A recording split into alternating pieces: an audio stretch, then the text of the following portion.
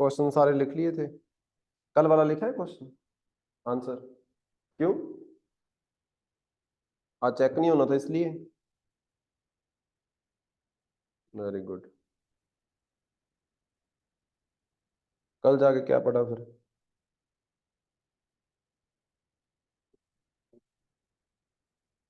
थोड़ा सा रिवाइज किया है टेस्ट, लेकिन थोड़ा सा रिवाइज किया है इसने।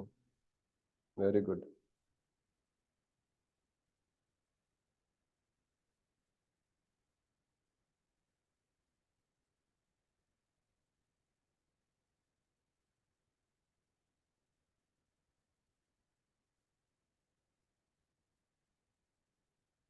हिस्ट्री कितनी बार रिवाइज कर ली?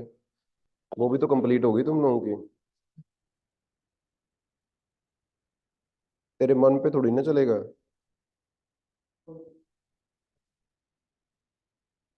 मन पे चलता तो क्या ही बात थी फिर।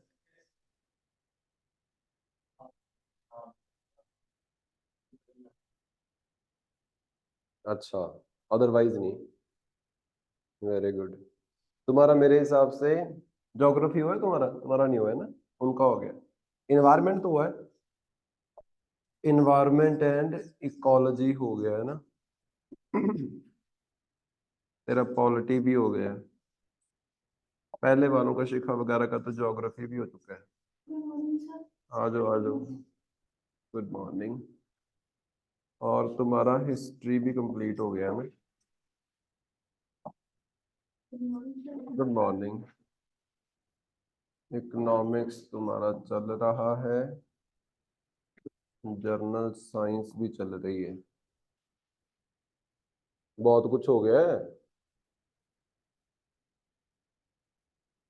इन लोगों का तो जो नए वाले इनका तो यही हुआ है ना? पॉलिटी तो नहीं किया तुम लोगों ने, है ना? ना फिर इन्वायरमेंट इकोलॉजी किया होगा, वो भी पहले ही खत्म हो गया था। ज्योग्राफी तो उससे भी पहले शिखा नहीं किया होगा, ज्योग्राफी सिर्फ, है ना? हम्म। ठीक है। अभी तुम्हारा इंटरनेशनल रिलेशन बाकी है, सोसाइटी बाकी है, गवर्नेंस बाकी है। और क्या बचा हुआ है?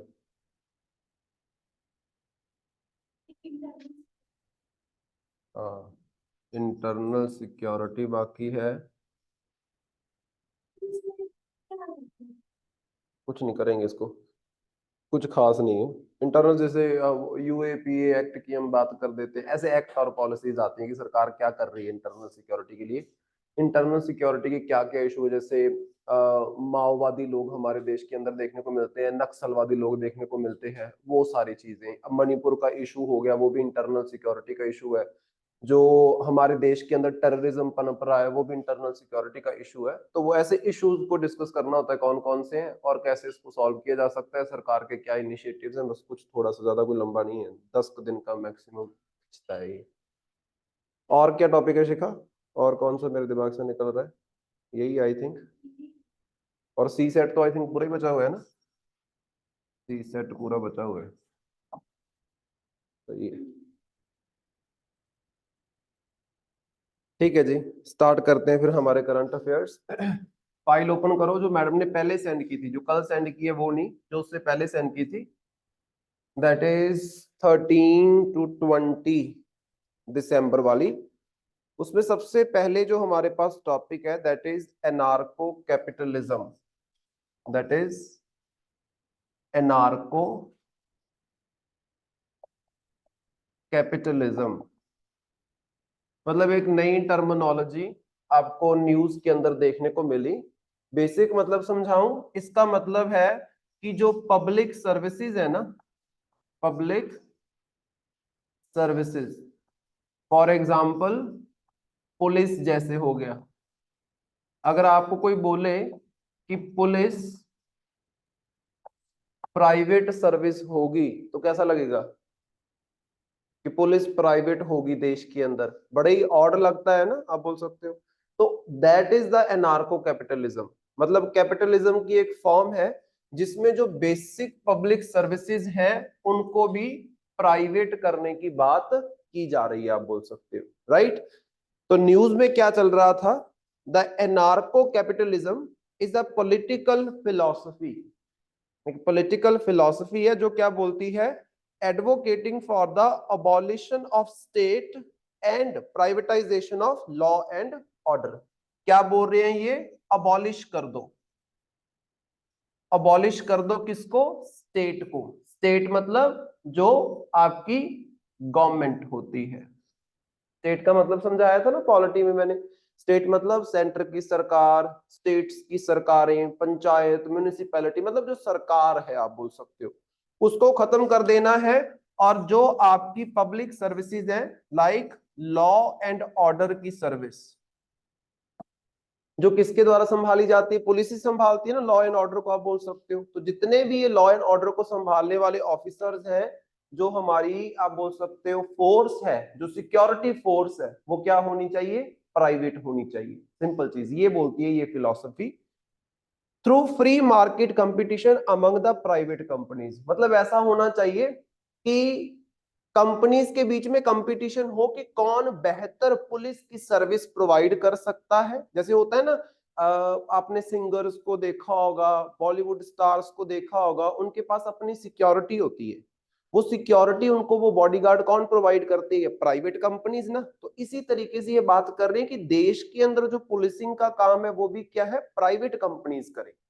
बड़ा ही डिफरेंट है सोचने को अगर हम देखें, क्योंकि अगर पुलिस वगैरह, लॉ एंड ऑर्डर ये सब प्राइवेट हो जाएगा तो इसके रिलेटेड बहुत सारे इश्यूज हमारे पास खड़े हो जाएंगे। क्योंकि ये जो आपकी प्राइवेट सर्विसेज होती हैं ये बहुत ज्यादा महंगी होंगी, हर एक बंदा इसको अफोर्ड नहीं कर पाएगा। तो यहाँ पे इनइक्वालिटी का मुद्दा हमारे सामने खड़ा हो जाता है। अब ये क्यों न्यूज में चल रहा था, क्योंकि रिसेंटली अर्जेंटीना के अंदर, अर्जेंटीना आपको कहां पे देखने को मिलेगा, it is in south America. South America में एक तो ब्राजील कंट्री है, ब्राजील के बाद सेकंड लार्जेस्ट कंट्री वहां पे कौन सी है, अर्जेंटीना। ध्यान से देखो, साउथ अमेरिका दिख रहा है, उसमें नीचे जो पिंक पिंक है पूरा, वो क्या है आपका, अर्जेंटीना। जो ग्रीन है वो क्या है आपका, ब्राजील। ब्राजील के बाद सेकंड लार्जेस्ट कंट्री कौन सी है, अर्जेंटीना। वहां पे इलेक्शंस हुए और वहां के जो प्रेसिडेंट बने हैं वो है जेवियर मिलाई। जेवियर मिलाई जो है ये वहां के बने प्रेसिडेंट। पहले तो इस चीज को याद रखो, छोटा मोटा कोई एग्जाम देते हो ना उसमें ये चीज भी पूछ लेते हैं, जेवियर मिलाई, इस नाम को याद रखो क्योंकि ये न्यूज में काफी चला। और ये बंदा है क्या, ये बंदा एक इकोनॉमिस्ट है। ये बंदा प्रोफेशन से यूनिवर्सिटी में पढ़ाता था और एक इकोनॉमिस्ट है आप बोल सकते हो, जो खास तौर पे किसको प्रमोट करता है, कैपिटलिज्म को। कैपिटलिज्म मैंने समझाया था इकोनॉमी के अंदर एक चीज, दैट इज लेसेस फेरे। लेसेस फेरे किसने दिया था, शर्म करो थोड़ी बहुत। लेसेस फेरे का कंसेप्ट किसने दिया है, कार्ल मार्क्स ने, है Adam Smith. Father of economy किसको बोला जाता है, उस बंदे को क्यों बोला जाता है,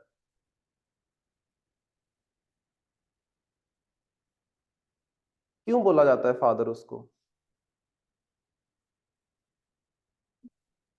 उसने मॉडर्न इकोनॉमी में एक बहुत बड़ी थ्योरी दी है, दैट इज लेसिस फेरे की थ्योरी। लेसिस फेरे क्या बोलता है, फ्री मार्केट, कैपिटलिज्म। कैपिटलिज्म का फादर कौन है,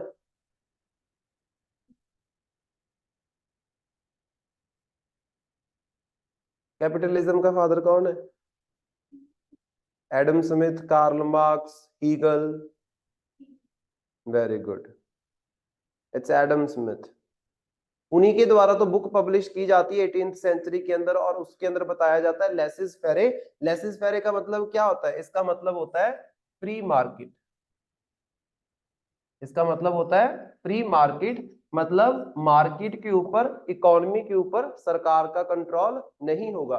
मैंने तुम लोगों को कैपिटलिज्म में ये पढ़ाया और तुम लोगों को फिर भी याद नहीं है बेशर्मो।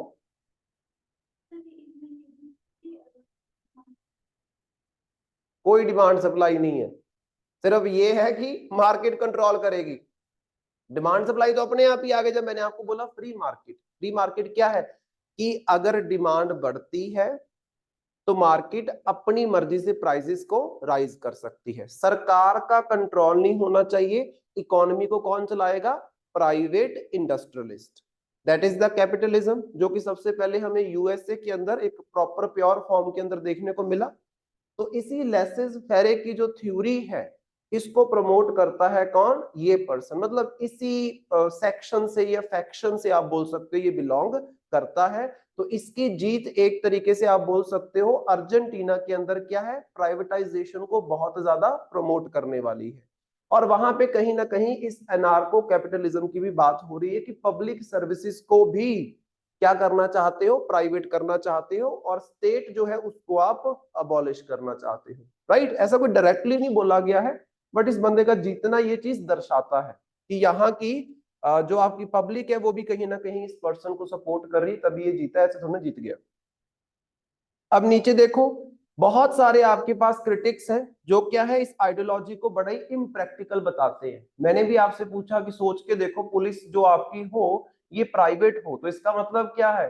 जो बड़े बड़े अमीर लोग हैं वो पुलिसिंग की जो सर्विस है इसका फायदा उठा पाएंगे, जो गरीब जनता है उसकी तो कोई सुनेगा ही नहीं। क्योंकि अगर आपके पास प्राइवेट पुलिस है, इट मींस वो कोई ना कोई फीस चार्ज करेंगे। अभी मैंने आपको बोला कि बॉलीवुड स्टार्स होते हैं, वो क्या करते हैं? बॉडीगार्ड्स लेके आते हैं। क्या वो फ्री में आ जाते हैं? वो कोई ना कोई फीस चार्ज करते हैं ना, क्योंकि सिंपल चीज है, जब तो स्टेट आपको ये सर्विस प्रोवाइड करती है तो पुलिस वालों को तनख्वाह कौन देता है? सरकार देती है, आप तो नहीं देते। अगर ये प्राइवेट सर्विस होगी तो ऑटोमेटिकली क्या है? जनता को फीस यहाँ पे करनी पड़ेगी, फीस पे करनी पड़ेगी, तो गरीब बंदा तो पे करनी पड़ेगा, तो वो तो कभी भी इन चीजों का फायदा जो है वो नहीं उठा पाएगा। तो क्या क्या क्रिटिसिज्म है, मतलब क्या क्या इश्यूज हैं? सबसे पहले है जस्टिस इनइक्वालिटी। क्या क्या इश्यूज रिलेटेड है एनार्को कैपिटलिज्म के साथ? Number 1 is justice inequality. Justice inequality से क्या समझते हो आप?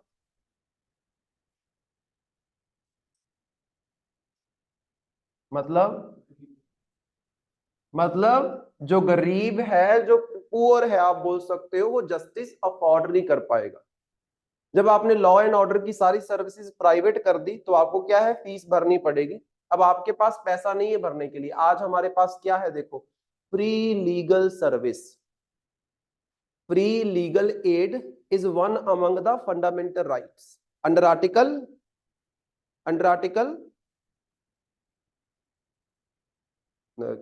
कान ये ढके हुए हैं तो जा भी नहीं रही अंदर आवाज। Free legal aid is one among the fundamental rights under article 21। Right to life and personal liberty में कितनी लंबी लिस्ट है आपके पास, उसमें नहीं है फ्री लीगल एड? डीपीएसपी में भी है। मैंने बोला है फंडामेंटल राइट में कौन सी आर्टिकल में है, तो आर्टिकल 21 में है, जिसके तहत हम क्या बोलते हैं कि अगर गरीब बंदा लॉयर की फीस, एडवोकेट की फीस नहीं भर सकता तो सरकार उसको फ्री ऑफ कॉस्ट लॉयर जो है वो प्रोवाइड करेगी, जो कि उसको जस्टिस मिल सके। क्या प्राइवेट वाले ये चीज करेंगे? नहीं करेंगे। तो यहाँ पे फिर आप बोल सकते हो जो जस्टिस है वो सिर्फ किस तक सीमित रह जाएगी? जो रिच है, आप बोल सकते हो, और गरीबों तक जस्टिस जो है वो नहीं पहुंच पाएगी। अगर मान लो हमारे देश में भी ये चीज होती, फ्री लीगल एड वाला कंसेप्ट ना होता, तो क्या गरीब बंदा कभी किसी के खिलाफ केस करता? मोस्टली आज के टाइम पे क्या होता है, एक मूवी भी आपने देखी होगी, दैट इज आर्टिकल 15। मैंने बोला भी था देखना अगर नहीं देखी है तो। उसके अंदर ये चीज दिखाई गई है कि जो आपके दलित क्लास के लोग हैं उनकी बच्चियों को उठा लिया जाता है, रेप कर दिया जाता है, बट स्टिल वो क्या है? रिपोर्टिंग नहीं करते हैं। रिपोर्टिंग ना करने के पीछे कारण क्या है? एक तो सामाजिक लेवल पे उनके साथ क्या है? भेदभाव वैसे ही होता है, तो उनके लिए वो चीज नॉर्मल हो चुकी है। दूसरी चीज, उनके पास पैसा नहीं है खर्चा उठाने का, क्योंकि अगर आप केस में जाते हो तो आपका कितना पैसा लग जाता है ऑटोमेटिकली ट्रेवल। चलो सरकार ने आपको फ्री लीगल एड तो दे दी, लेकिन जाना तो पड़ेगा, है ना? आना जाना तो करना पड़ेगा। आप बोल सकते हो एक्स्ट्रा खर्चे तो बर्डन आप आपके पास होते हैं। तो उससे क्या होता है? उससे जो पुअर बंदा है उसको जस्टिस नहीं मिल पाती है। तो यहाँ पे अगर आप पूरा जस्टिस का सिस्टम ही प्राइवेट कर दोगे तो गरीब को तो फिर भूल ही जाओ, जस्टिस फिर सिर्फ और सिर्फ क्या है? अमीरों के लिए होगी।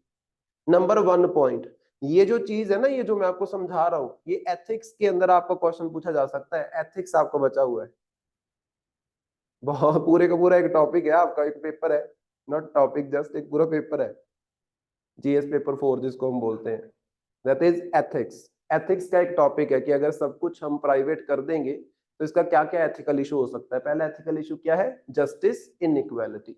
नंबर 2 क्या है? Lack of accountability. Lack of accountability. अच्छा, अकाउंटेबिलिटी क्या होती है Shanu? Lack of accountability, what is accountability? Governance में हम इस चीज को पढ़ते हैं जाके कि अकाउंटेबिलिटी क्या होती है, ट्रांसपेरेंसी क्या होती है। What is accountability? आंसरेबल होना चाहिए, आप बोल सकते हो, है ना। जो भी आपके एक्शंस हैं उसके लिए आप क्या है? आंसर करोगे। सिंपल चीज है। अब सरकारी मुलाजिम कोई भी गलती करता है तो उसके लिए उसको आंसरेबल होना पड़ेगा। और अगर वो आंसरेबल नहीं है, मान लो करंट सिनेरियो के अंदर करप्शन बहुत है या फिर सरकार ज्यादा सीरियस नहीं है इन सर्विसेज को लेके, वो आंसरेबल नहीं है, तो हम क्या बोलते हैं? It is the bad governance. It is the bad governance. Governance का मतलब क्या होता है कि किस तरीके से आप अपने सिस्टम को चलाते हो। तो ये बहुत ही बुरा तरीका है अगर आपके ऑफिसर्स आंसरेबल नहीं है। क्या प्राइवेट अथॉरिटीज आंसरेबल होती हैं? मुझे बताओ पहले। बिल्कुल भी नहीं, वो तो अपनी मन मर्जी से चलेंगी, आप बोल सकते हो।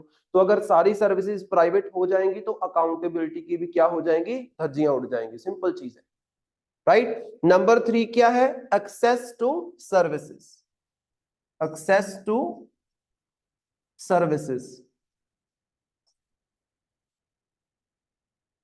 जितनी भी ये सर्विसेज है ये गरीब जनता तक नहीं पहुंच पाएंगी। क्यों? क्योंकि यहां पे क्या है? अफोर्डेबिलिटी का चक्कर आएगा। क्या आएगा? अफोर्डेबिलिटी का चक्कर आएगा। क्यों? क्योंकि महंगी हो जाएंगी सर्विसेज। शुरू में बताया कि गरीब बंदा अफोर्ड ही नहीं कर पाएगा, तो मतलब क्या है? आप इन सर्विसेज को एक्सेस ही नहीं कर पाओगे। एक्सेस करने का एक और भी मतलब है कि जनता तक इसको पहुंचाना। फिर ये सर्विसेज जनता तक नहीं पहुंचेगी, जनता को सर्विसेज तक पहुंचना पड़ेगा। सिंपल चीज है, समझ रहे हो ये चीज? अभी तो सरकार क्या करती है, इतना पैसा खर्च करके रिमोट एरिया तक हर एक सर्विस पहुंचाना चाहती है और अफोर्डेबल रेट के ऊपर पहुंचाना चाहती है। क्या प्राइवेट वाला ऐसे करेगा? बिल्कुल भी नहीं, क्योंकि प्राइवेट वाले ने क्या करना है? उसने तो देखो प्रॉफिट कमाना है, वो कोई समाज सेवा के लिए नहीं बैठा है। जब प्रॉफिट कमाने के लिए आप बैठे हो तो ऑटोमेटिकली अफोर्डेबिलिटी, एक्सेसिबिलिटी, इसके ऊपर बहुत बड़ा क्वेश्चन मार्क खड़ा हो जाएगा कि गरीब इसको एक्सेस भी नहीं कर पाएंगे, अफोर्ड भी नहीं कर पाएंगे, राइट। पहुंच नहीं पाएगी उन तक सर्विस। नेक्स्ट हमारे पास आ जाता है मोनोपोली कंसर्न। मोनोपोली का मतलब क्या होता है? मोनोपोली या मोनोपोली जो भी बोलते हो, जहां पे सिंगल सिंगल सेल है। सिंगल क्या? सिंगल सेलर, मतलब कि एक कोई कंपनी है वो डोमिनेट कर रही है पूरी मार्केट। जैसे फॉर एग्जांपल आज हमारे देश में एक तो एयरटेल है ना, और एक है जियो। ये दो कंपनीज हैं जो डोमिनेट करती हैं। और बहुत सारी बीएसएनएल है, वी है, बड़ी सारी होंगी, लेकिन डोमिनेट कौन करता है? एयरटेल एंड जियो। दोनों की दोनों क्या है? प्राइवेट है। दोनों की दोनों क्या है? प्राइवेट है। कभी आप सोच सकते हो कि बीएसएनएल इन दोनों को रिप्लेस कर पाएगा? नहीं, क्योंकि ये प्रॉफिट ओरिएंटेड है। बहुत सारे षड्यंत्र ये रचेंगे अपना प्रॉफिट कमाने के लिए, और बीएसएनएल वो चीज नहीं करेगा क्योंकि बीएसएनएल इज अ सरकारी कंपनी, आप बोल सकते हो। तो यहाँ पे क्या होता है, जब प्राइवेट बिजनेसेस इन्वॉल्व होते हैं तो उनकी मोनोपोली हो जाती है। आज आप बीएसएनएल, आप मान लो आप चाहते हो कि चलो मैं तो बीएसएनएल खरीदूंगा, ठीक है, बीएसएनएल आपने खरीद लिया, लेकिन आपको नुकसान होगा। क्यों? क्योंकि फार फ्लंग एरिया में बीएसएनएल की सर्विस आपको नहीं मिल पाएगी। तो आपको मजबूरन, आप नहीं चाहते हो प्राइवेट कोई ऐसी सिम खरीदना, लेकिन मजबूरन आपको एयरटेल जियो खरीदना पड़ता है। क्यों? क्योंकि इनकी सर्विस अच्छी है। लोग क्या बोलते हैं, वी की तो रेंज ही नहीं आती। वी है ना, वोडाफोन एंड आइडिया, इसकी तो रेंज ही नहीं आती, मैंने सिम को पोर्ट करवाना है। व्हाट डज इट डेजिग्नेट्स, कि हमारी मार्केट के अंदर ये दो कंपनीज है जो क्या है, जिनकी मोनोपोली है, जिनका डोमिनेंस है। ऑटोमेटिकली जब आप किसी प्राइवेट बिजनेस को इसमें इन्वॉल्व करोगे, मान लो हमारे देश के अंदर प्राइवेट पुलिसिंग का कंसेप्ट हो, तो हमारी तीन चार बड़ी बड़ी कंपनीज है, एक तो रिलायंस है, एक टाटा है, एक अडानी ग्रुप है। इन तीनों में से कोई एक डोमिनेट करेगा?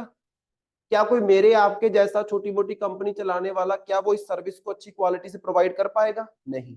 तो डोमिनेंस जब आ जाता है, अब देखो जियो ने शुरू शुरू में क्या किया, free of cost service provide की कई महीनों के लिए।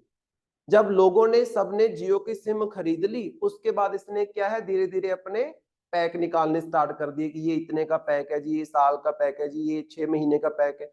अब लोग ऑलरेडी सिम खरीद चुके थे और रेंज अच्छी खासी उनके पास पहुंच रही थी, सर्विस 4G आपके पास पहुंच रही थी, 5G पहुंच रही है आज के टाइम पे, तो लोग बोलते हैं चलो हम इसी का ही पैकेज भर देते हैं, BSNL का भी भरना है, इसका भर लो। ये क्या है, ये एक तरीका है अपनी मोनोपोली एस्टेब्लिश करने।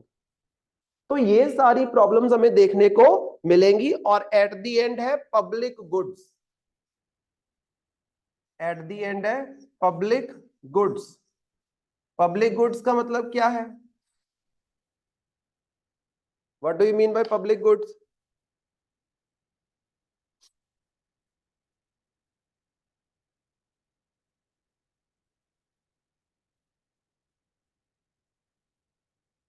पब्लिक मतलब सरकारी, गुड मतलब कोई चीज।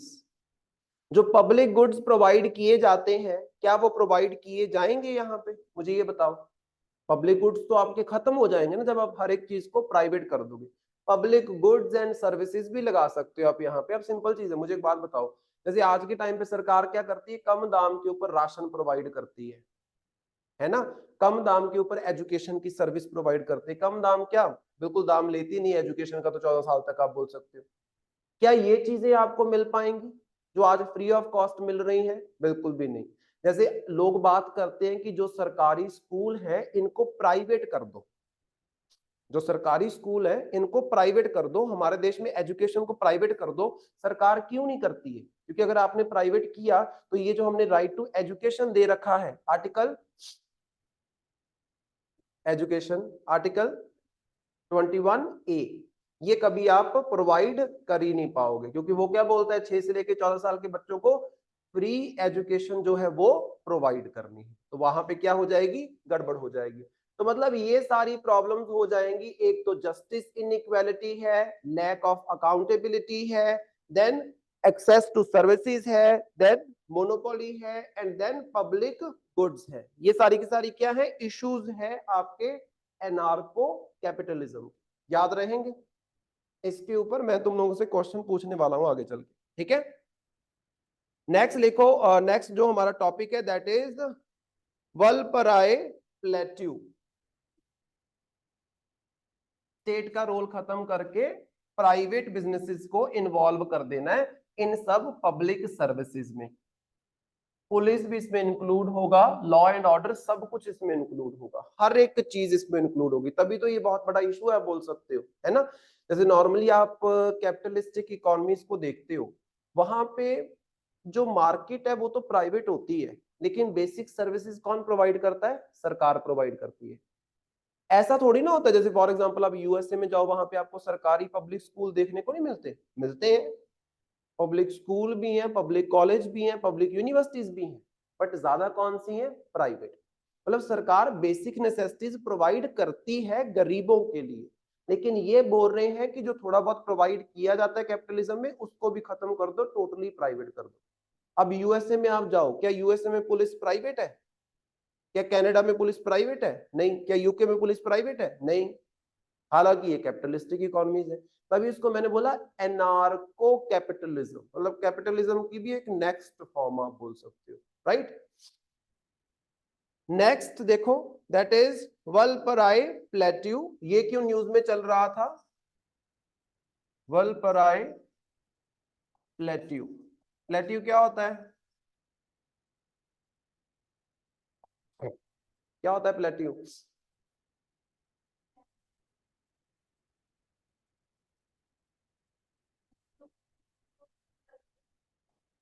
फ्लैट होती है और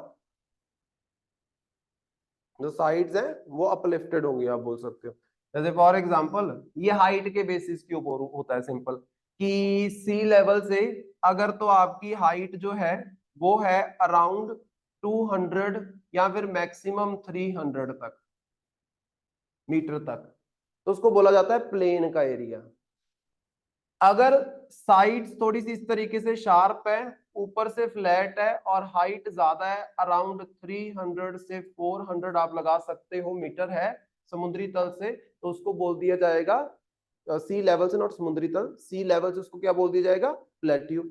अगर ये हाइट और बढ़ जाती है और सरफेस जो आपका जो टॉप है वो फ्लैट नहीं है, तो उसको क्या बोल देते हैं, मान लो 500 to 600 है ना, या 1000 तक भी है, तो उसको क्या बोल देंगे, हिल्स। अगर उससे भी ज्यादा है, मतलब 1000 मीटर से ज्यादा है, तो उसको क्या बोल देते हैं, माउंटेन। सबसे पहले तो ये चीज समझो, सिंपल है, कुछ नहीं है इसमें, right. It is only on the basis of height, आप बोल सकते हो सी लेवल से। तो यहाँ पे जो आपका वलपराई प्लेट्यू है, ये आपको कहाँ पे देखने को मिलता है, it is in Tamil Nadu, it is in Tamil Nadu. अब तमिलनाडु की अगर हम बात करें तो साउथ इंडिया में तमिलनाडु स्टेट आपको देखने को मिलेगी इस तरीके से, यहां पे है ऐसे करके आपका तमिलनाडु, और ये है आपका Kerala, this is Tamil Nadu. Important है, जियोग्राफी का ही क्वेश्चन ये बनता है, इसमें और कुछ नहीं है। अब यहाँ पे देखो, यहाँ पे एक माउंटेन रेंज है इस तरीके से, ऐसे चलती है ये माउंटेन रेंज, जिसका नाम है वेस्टर्न घाट्स, ठीक है। ये जो आपका वलपराई प्लेट्यू है, ये क्यों न्यूज में चल रहा है, क्यों, क्योंकि इस सीजन में केरला के अंदर रहने वाले कुछ एलिफेंट्स इस बॉर्डर को क्रॉस करके तमिलनाडु के वलपराई प्लेट्यू में जाते हैं। माइग्रेशन होती है एलिफेंट्स की, जैसे बर्ड्स की माइग्रेशन होती है वैसे एलिफेंट्स की माइग्रेशन होती है। सर्दियों में वो कहीं और रहते हैं, गर्मियों में कहीं और रहते हैं, जहां पे उनको क्या है, एनवायरमेंट सुटेबल लगता है। क्योंकि क्या होता है, जैसे आप केरला के इस तरफ हो, मतलब इस वेस्टर्न घाट के इस तरफ हो अगर आप, तो यहाँ पे क्या है, यहाँ पे आपकी जो जियोग्राफिकल कंडीशंस है वो डिफरेंट होंगी, जिसकी वजह से डिफरेंट क्वालिटी का फूड मिलेगा, जो एक सीजन में होगा दूसरे सीजन में नहीं होगा। जब नहीं होगा तो एलिफेंट यहाँ से क्या है, तमिलनाडु वाले एरिया में चले जाते हैं, जहां पे उनको क्या है, वो फूड जो है, मतलब उनका जो सूटेबल हैबिटेट जो है वो उनको मिल जाता है। तो इस वजह से ये वलपराई जो आपका प्लेट्यू है, ये न्यूज में चल रहा था। अब यहाँ पे एक इंपॉर्टेंट माउंटेन रेंज है आपकी, दैट इज नीलगिरी, तो है यहाँ पे इधर, दिस इज नीलगिरी ऊपर, यहां पे आपको मिलेगी अनमलाई या अनामलाई हिल रेंज। एक आपने सुना होगा कि अनामलाई हिल रेंज करके, कार्डमम हिल रेंज करके आपको तमिलनाडु एंड केरला के बॉर्डर्स पे देखने को मिलता है। ये जो सारी हिल रेंजेस है ना, नीलगिरी, अनामलाई, ये सारी की सारी क्या है, वेस्टर्न घाट का ही पार्ट है। सबसे सदर्न मोस्ट अगर हम बात करते हैं तो यहाँ पे आपको मिलेगी, that is cardamom, cardamom hill range. तो ये Anamalai hill range and Anamalai national park भी आपको यहाँ पे देखने को मिलेगा, उसके पास ही है आपका, that is your Valparai plateau. तो बस इतना याद रखना है कि वलपराई प्लेट्यू कहाँ पे है, अनामलाई जो रेंज है ये कहाँ पे है, राइट। बस इन बेसिक चीजों को आपने याद रखना है। अब यहाँ पे देख लो क्या क्या डिस्कस किया जा रहा है। In preparation for the annual migration season of elephants in the Valparai Plateau, the Forest Department, NGOs like Nature Conservation Foundation, that is NCF, and the local residents are taking measures to facilitate the free movement of the elephants. Preparation start हो जाती हैं। देखो simple बात है, आपको पता है कि इस सीजन में एलिफेंट केरला से तमिलनाडु में मूव करते हैं, तो रास्ते में जो भी रोडवेज आते होंगे वहां पे ट्रैफिक आपको कम करना पड़ेगा। नहीं तो वीडियोस देखते हो ना कि एलिफेंट गाड़ियों को धक्के लगा के उल्टा रहा है, देखिए ये सारी videos, that is animal and human conflict, या फिर मैन एंड एलिफेंट कॉन्फ्लिक्ट जो ज्यादातर आपको देखने को मिलता है। तो यहाँ पे प्रेपरेशन स्टार्ट हो जाती हैं, इन रास्तों को फ्री किया जाता है जो कि फ्रीली जो एलिफेंट्स है वो मूव कर सके, right. These are the preparation जो की जाती है। अब ये एनुअल माइग्रेशन क्या है, तो देखो elephants in Valparai plateau undertake an annual migration that typically starts in September and continues until March. The elephant usually migrate from Kerala side to the Valparai plateau in Tamil Nadu. तो यहाँ पे आपको क्या है, सितंबर से लेके मार्च तक क्या है, माइग्रेशन देखने को मिलती है। एलिफेंट एक जगह से दूसरी जगह जा रहे हैं। मोस्टली जो एलिफेंट जाते हैं वो केरला वाली साइड से तमिलनाडु वाली साइड जाते हैं। ऑटोमेटिकली वापस भी तो आएंगे, तभी अगले साल फिर वापस जाएंगे, आप बोल सकते हो, है ना। तो आना जाना उनका लगा रहता है सितंबर से लेके मार्च के बीच। This is the migration season of the elephant in this region, आप बोल सकते हो, राइट। नेक्स्ट देखो, व्हाट इज वल्पराई प्लेट्यू अगर हम बात करें, it is a region located in western Ghats. Western Ghats के बीच में अभी मैंने आपको बताया mountain range of India, specifically in the Coimbatore district of Tamil Nadu.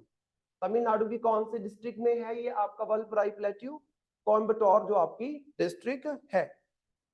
वल्पराई is a hill station known for its tea and coffee plantation. अब यहाँ पे देखो साउथ इंडिया में ना, इस वाले रीजन में आपको मिलती है लेटेराइट सॉइल। लेटेराइट सॉइल को ब्रिक सॉइल भी बोला जाता है।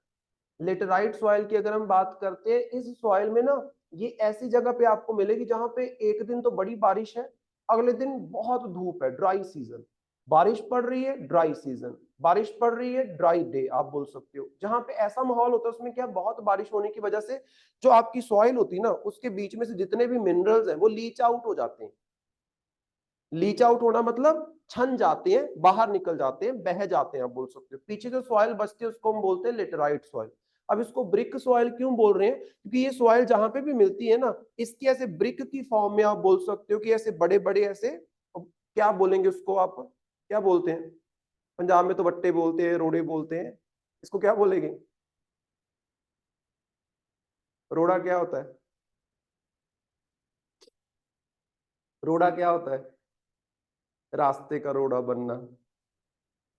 जैसे ईंट है आपके पास, है ना, ब्रिक है, और उसको तोड़ दो तो वो क्या बन जाएगा आपका, मतलब अनऑर्गेनाइज्ड सा मास, आप बोल सकते, दैट इज रोड़ा। इस तरीके से ऐसे बड़े बड़े ऐसे पत्थर टाइप इसके बन जाते हैं, चाहे आप उठा के घर बना लो उसका, इसीलिए इसको बोलते हैं ब्रिक सॉइल भी बोला जाता है इसको, राइट। और इस सॉइल के अंदर सबसे अच्छी खेती आपको कॉफी की देखने को मिलती है, और दूसरी है चाय। और इस वल्पराई प्लेट्यू के अंदर भी आपको ये सॉइल मिलती है, तो यहाँ पे भी चाय एंड कॉफी की खेती काफी अच्छी खासी होती है। सिंपल, ये क्वेश्चन पूछे जाते हैं सारे, ये पूछे हुए क्वेश्चन है। The area serve as crucial habitat for wildlife, including elephants that undertake an annual migration through the region.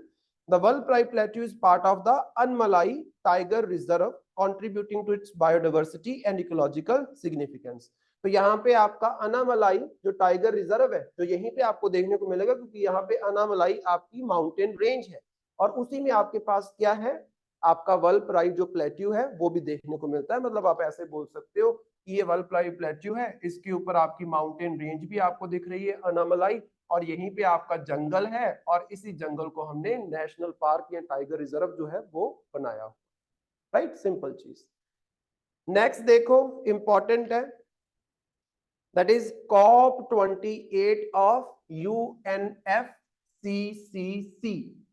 News में चल रहा था, हर साल ये होता है, ऐसा कुछ नहीं है कि इस बार कुछ नया हुआ है। हर साल ही आपके पास कॉप जो है वो आता है। कॉप का मतलब क्या है, conference of parties. It is conference of parties, that is COP, conference of parties. ये 28 नंबर वाला हुआ है कॉन्फ्रेंस ऑफ पार्टीज, तो इसको बोल दिया 28। पहला जो आपके पास COP आपको देखने को मिला, that is first COP, that was in 1995। अभी जो हुआ है दैट इज 28, किसका है, यूनाइटेड नेशंस, UNFCCC का क्या फुल फॉर्म है, United Nations framework convention on climate change, UNFCCC convention है। इस कन्वेंशन के तहत आप बोल सकते हो कि जो इस कन्वेंशन की मेंबर पार्टीज हैं उनकी सालाना मीटिंग होती है। पहली मीटिंग 1995 में हुई थी। लेटेस्ट मीटिंग जो 28वीं मीटिंग हुई है वो हुई है आपके 2023 के अंदर, राइट। और हुई कहां पे है इस बार ये मीटिंग?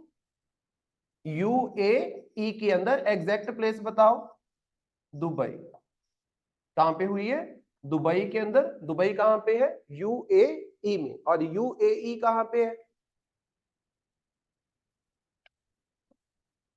उधर विनीता, यूएई कहां पे है? मैंने बताया है पहले कई बार, इकोनॉमिक कॉरिडोर नहीं डिस्कस किया था तुम लोगों के साथ मैंने, डायग्राम बना बना के। ये डायग्राम बनाने का फायदा क्या करता हूं मुझे याद नहीं रखना। यूएई कहां पे है? यूनाइटेड अरब एमिरेट्स कहां पे है? बता।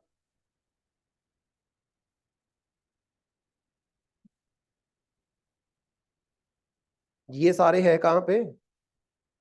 कौन सा कॉन्टिनेंट है? कॉन्टिनेंट कौन सा है? America? Europe? Middle East? Middle East तो रीजन है। कॉन्टिनेंट कौन सा है? It is the West Asia. Asia ही कॉन्टिनेंट है। एशिया के भी वेस्ट में, दैट इज वेस्ट एशिया। जो मिडल ईस्ट आप बोल रहे हो, मिडल ईस्ट के अंदर वो एक रीजन माना जाता है। उसके अंदर तो अफ्रीका, अफ्रीकन कॉन्टिनेंट की भी एक दो कंट्रीज आ जाती हैं, इजिप्ट वगैरह, राइट। कौन सा आपका कॉन्टिनेंट है? West Asia. एशिया के वेस्ट वाले पोर्शन में, मतलब इंडिया के बिल्कुल इस तरफ वेस्ट वाली साइड आपको सामने ओमान, ओमान के साथ क्या है? यूएई जो है वो देखने को मिलता है। अभी इसका डायग्राम भी ड्रॉ करेंगे। तो यहाँ पे हमारी ये कॉन्फ्रेंस ऑफ पार्टी जो हुआ है खास तौर पे 30 नवंबर से लेके 12 दिसंबर के बीच में हमें इसके जो मीटिंग्स हैं वो देखने को मिली हैं। यहाँ पे इंपॉर्टेंट क्या है? आउटकम्स। क्या क्या आउटकम्स हमें COP28 के देखने को मिले? सबसे पहले तो हमारे पास आया लॉस एंड डैमेज फंड। सबसे पहला हमारे पास आ रहा है loss and damage fund. Outcomes में first is loss and damage fund. ये याद रखना है, क्वेश्चन पूछते हैं इसके ऊपर। लॉस एंड डैमेज फंड, नाम से पता चल रहा है कि जिसका लॉस हुआ है, जिसकी डैमेज हुई है, उसकी भरपाई करने के लिए एक फंड बनाया जाएगा। मैंने उस दिन आपको बताया था ना कि क्लाइमेट चेंज होने के पीछे सबसे बड़ा जो हाथ है वो किसका है? डेवलप्ड कंट्रीज का है। लेकिन सबसे ज्यादा नुकसान जो हो रहा है वो किसको हो रहा है? डेवलपिंग कंट्रीज को या लीस्ट डेवलप्ड कंट्रीज को हो रहा है। तो यहाँ पे एक फंड बनाओ, उस फंड में सारे कंट्रीब्यूट कर सकते हैं। डेवलपिंग कंट्रीज भी कंट्रीब्यूट कर सकते हैं, डेवलप्ड भी कंट्रीब्यूट कर सकती हैं। और उस फंड का जो पैसा होगा उसका इसका इस्तेमाल किया जाएगा। ये जो छोटी मोटी कंट्रीज जो हम बोल रहे हैं कि डूब रही है या फिर क्लाइमेट चेंज की वजह से वहां पे क्या है, भुखमरी हमें देखने को मिली, क्योंकि क्लाइमेट चेंज हुआ, वहां पे खेती खराब होगी। खेती खराब होने की वजह से लोगों के पास खाने के लिए अनाज भी नहीं है, तो उनको हेल्प की जाएगी इस फंड के तहत। तो सबसे पहला आउटकम, मतलब इस मीटिंग के बाद जो डिसीजन लिया गया, that is loss and damage fund. अब इसके बारे में देखो कि ये है क्या। तो देखो यहाँ COP28 countries agree to launch the loss and damage fund hosted by the World Bank for 4 years. कौन इसको संभालेगा? कौन इसकी आप बोल सकते हो मैनेजमेंट करेगा? That is World bank. Again world bank क्या करता है? डेवलपमेंट की एक्टिविटीज को देखता है। और कितने सालों के लिए इस फंड को ये संभालेगा? For 4 years. ये बातें याद रखनी है, अप्रैल में क्वेश्चन पूछते हैं इस तरीके से, है ना, कि किसके पास है। यहाँ पे बोल दिया जाए IMF या एशियन डेवलपमेंट बैंक, गड़बड़ हो जाएगी ना। It is World Bank, right. Then next देखो इसमें point, aligning with UNFCCC and the Paris Agreement, all developing countries are eligible and contributions are voluntary with a specific percentage earmarked for least developed countries and small island developing countries। इन्होंने क्या बोला है कि सारी developing countries जो हैं, जो आपकी डेवलपिंग कंट्रीज है, वो एलिजिबल है इस फंड के लिए। मतलब वो इसमें कंट्रीब्यूट भी कर सकती हैं और इस फंड का इस्तेमाल भी कर सकती हैं। दूसरी चीज, यहां पे जो कंट्रीब्यूशन है वो है आपका वॉलंटरी। अगर मान लो कोई लिख दे आपको कि लॉस एंड डैमेज फंड में जो डेवलप्ड कंट्रीज हैं उनको मैंडेटरली जो पैसा है वो कंट्रीब्यूट करना पड़ेगा, तो वो क्या हो जाएगा, वो गलत हो जाएगा ना। क्यों? क्योंकि ये जो फंड है it is voluntary fund, right. और इसका फायदा developing countries, least developed countries ये सब उठा सकती है, राइट। और इसमें डेवलपिंग कंट्रीज भी कंट्रीब्यूट कर सकती हैं। जो वॉलंटरी कंट्रीब्यूशन है वो सिर्फ डेवलप्ड की तरफ से नहीं है, वो डेवलपिंग की तरफ से भी हो सकता है। सिंपल चीज, क्योंकि मोस्टली ये जो हम फंड देखते हैं, जैसे मैंने आपको बोला पेरिस एग्रीमेंट, पेरिस एग्रीमेंट के अंदर बोला गया था कि 100 बिलियन यूएस डॉलर कंट्रीब्यूट करने हैं ओनली डेवलप्ड कंट्रीज को क्लाइमेट चेंज की मिटिगेशन के लिए, डेवलपिंग को नहीं, ओनली डेवलप्ड कंट्रीज को। But loss and damage fund में दोनों ही आपकी हो सकती हैं, इसीलिए इंडिया इसको नकार रहा है कि हम क्यों पे करें। हालांकि वॉलेंट्री है, बट आप डेवलपिंग को कैसे बोल सकते हो पे करने के लिए, हमने थोड़ी ना नुकसान किया, नुकसान तो डेवलप्ड ने किया है, तो वो पे करें यहाँ पे, जैसा हमने पेरिस एग्रीमेंट में डिसाइड किया था। इंडिया इस चीज को सपोर्ट नहीं कर रहा लॉस एंड डैमेज फंड को, इस चीज को आपने याद रखना है। तो पहला पॉइंट तो हमारे पास ये आ जाता है। डेवलपिंग एलिजिबल का मतलब है कि वो इस फंड का इस्तेमाल भी कर सकती है, इसमें कंट्रीब्यूट भी कर सकती है। अब डेवलपिंग कंट्रीज में भी तो बहुत सारी है ना, India is also developing, Bangladesh is also developing, but there is जमीन आसमान का डिफरेंस, आप बोल सकते हो। इकोनॉमीज की अगर हम बात करते हैं ना, तो इंडिया हेल्प कर सकता है, नेपाल को हेल्प कर सकता है, बांग्लादेश को हेल्प कर सकता है ना, इस तरीके से। तो दोनों ही कंट्रीब्यूट कर सकते हैं। डेवलपिंग कंट्रीज इसका फायदा उठा सकती हैं, डेवलप्ड थोड़ी ना उठाएंगी। डेवलप्ड थोड़ी ना बोल सकते यूएस से बोले कि इस फंड में से पैसा निकाल के हमने हमारी कंट्री के लिए यूज करना है, जो हमें क्लाइमेट चेंज की वजह से नुकसान हो रहा है। भाई तुम्हारी कैपेसिटी है कि तुम अपने नुकसान की भरपाई खुद कर सकते हो। उस दिन बताया था ना कि 75% नुकसान तो डेवलपिंग या लीस्ट डेवलप्ड कंट्रीज का होता है, इनको तो बहुत कम 10-12% या कुछ लिटिल परसेंटेज आप बोल सकते हो डेवलप्ड कंट्रीज का नुकसान होता है क्लाइमेट चेंज की वजह से, क्योंकि उनके पास बहुत सारा पैसा है क्लाइमेट चेंज के जो डिजास्टर्स हैं उसको मिटिगेट करने के लिए, उसका प्रभाव कम करने के लिए, आप बोल सकते हो। पहला समझ आया? पहले में कोई डाउट हो? डन। सेकंड देखो, ग्लोबल स्टॉक टेक। सेकंड हमारे पास है ग्लोबल स्टॉक टेक।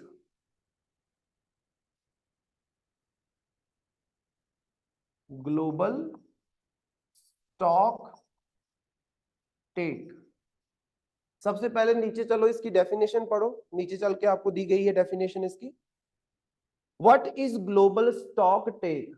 तो यहां पे देखो, global stocktake is a process for countries to see where they are collectively making progress towards meeting the goals of the Paris Agreement, right?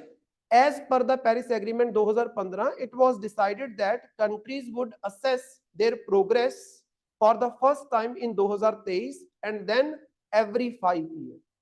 Global stocktake क्या है? एक process है।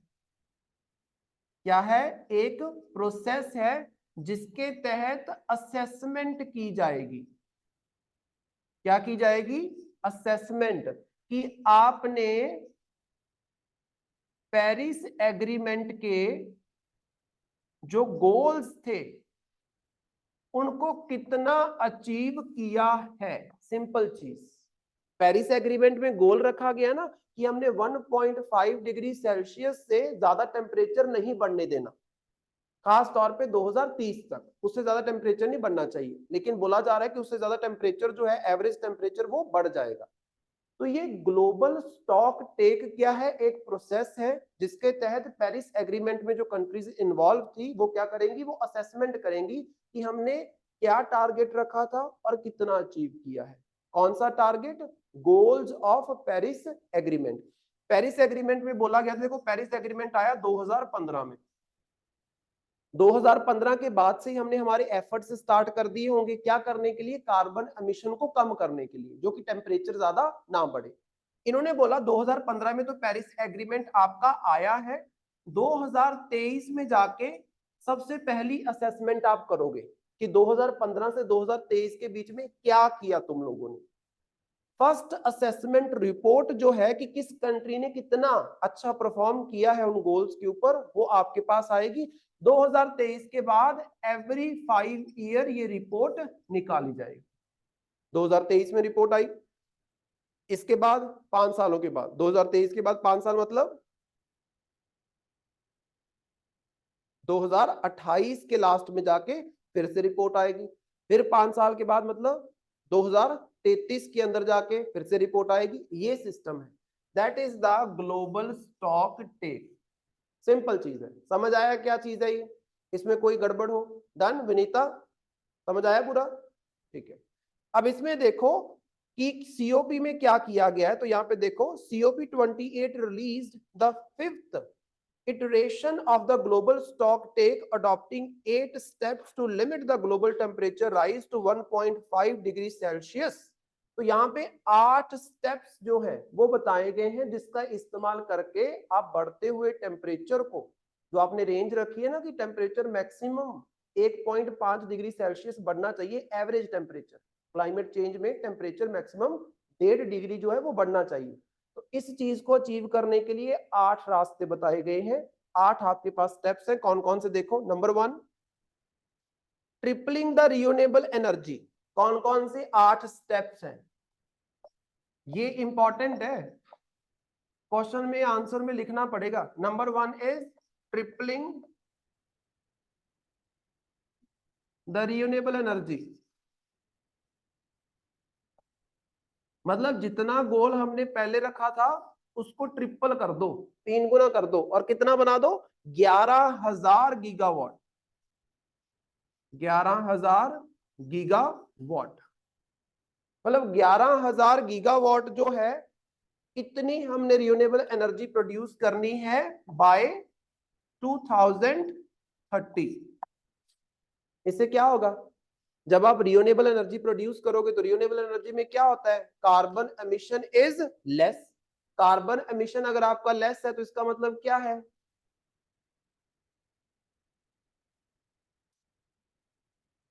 Green house gases कम emit होंगी। Green house gases कम emit होंगी तो मतलब green house effect कम होगा। Green house effect कम होगा तो मतलब अर्थ का टेम्परेचर कम राइज होगा, तो टेम्परेचर आप कंट्रोल कर लोगे।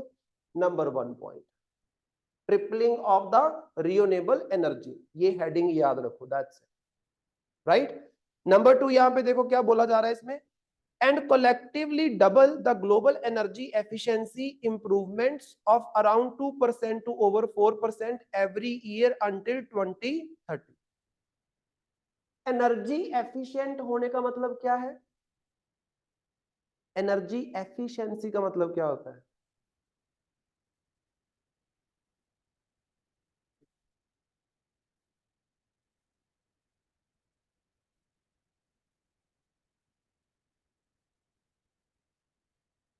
हाँ, कि रिन्यूएबल सोर्सेस का ही हम इस्तेमाल करके हमारी एनर्जी रिक्वायरमेंट को पूरा कर लेंगे, हमें नॉन रिन्यूएबल रिसोर्सेज का इस्तेमाल नहीं करना पड़ेगा। Vanita, what is renewable resources, what is renewable energy? Very good, मतलब what is renewable energy?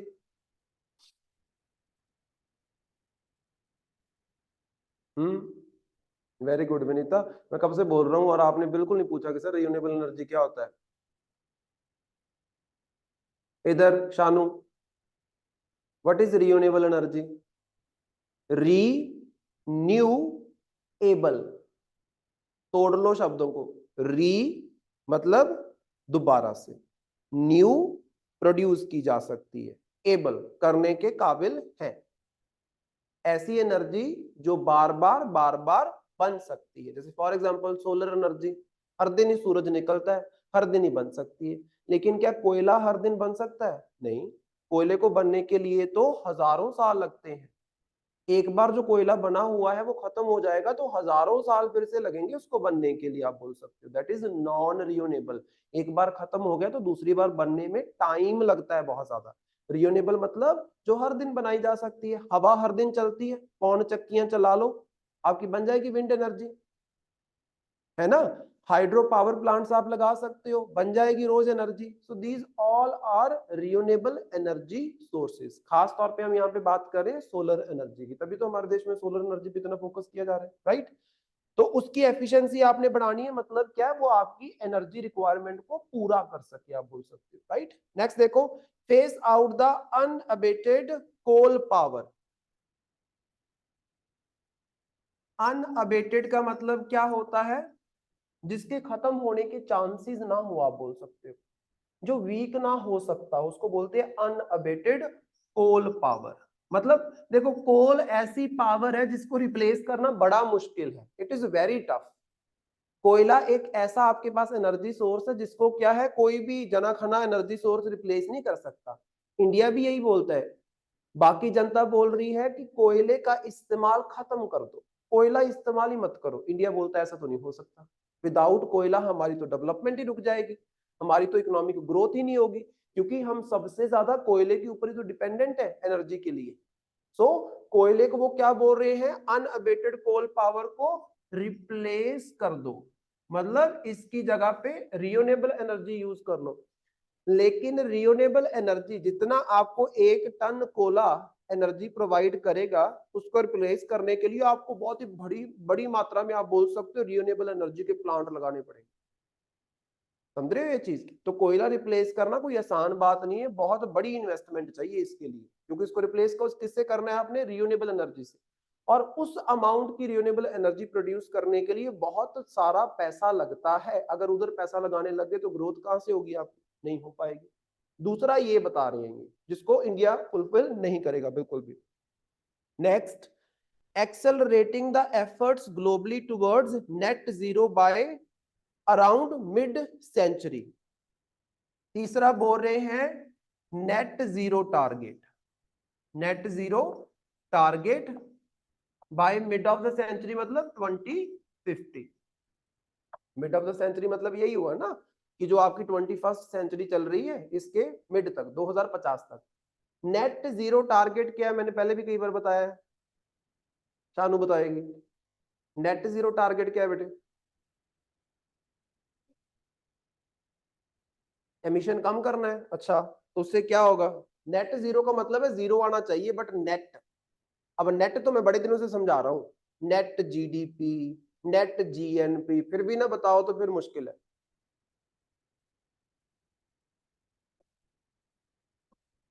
Net कैसे निकालते हैं किसी चीज का, टोटल,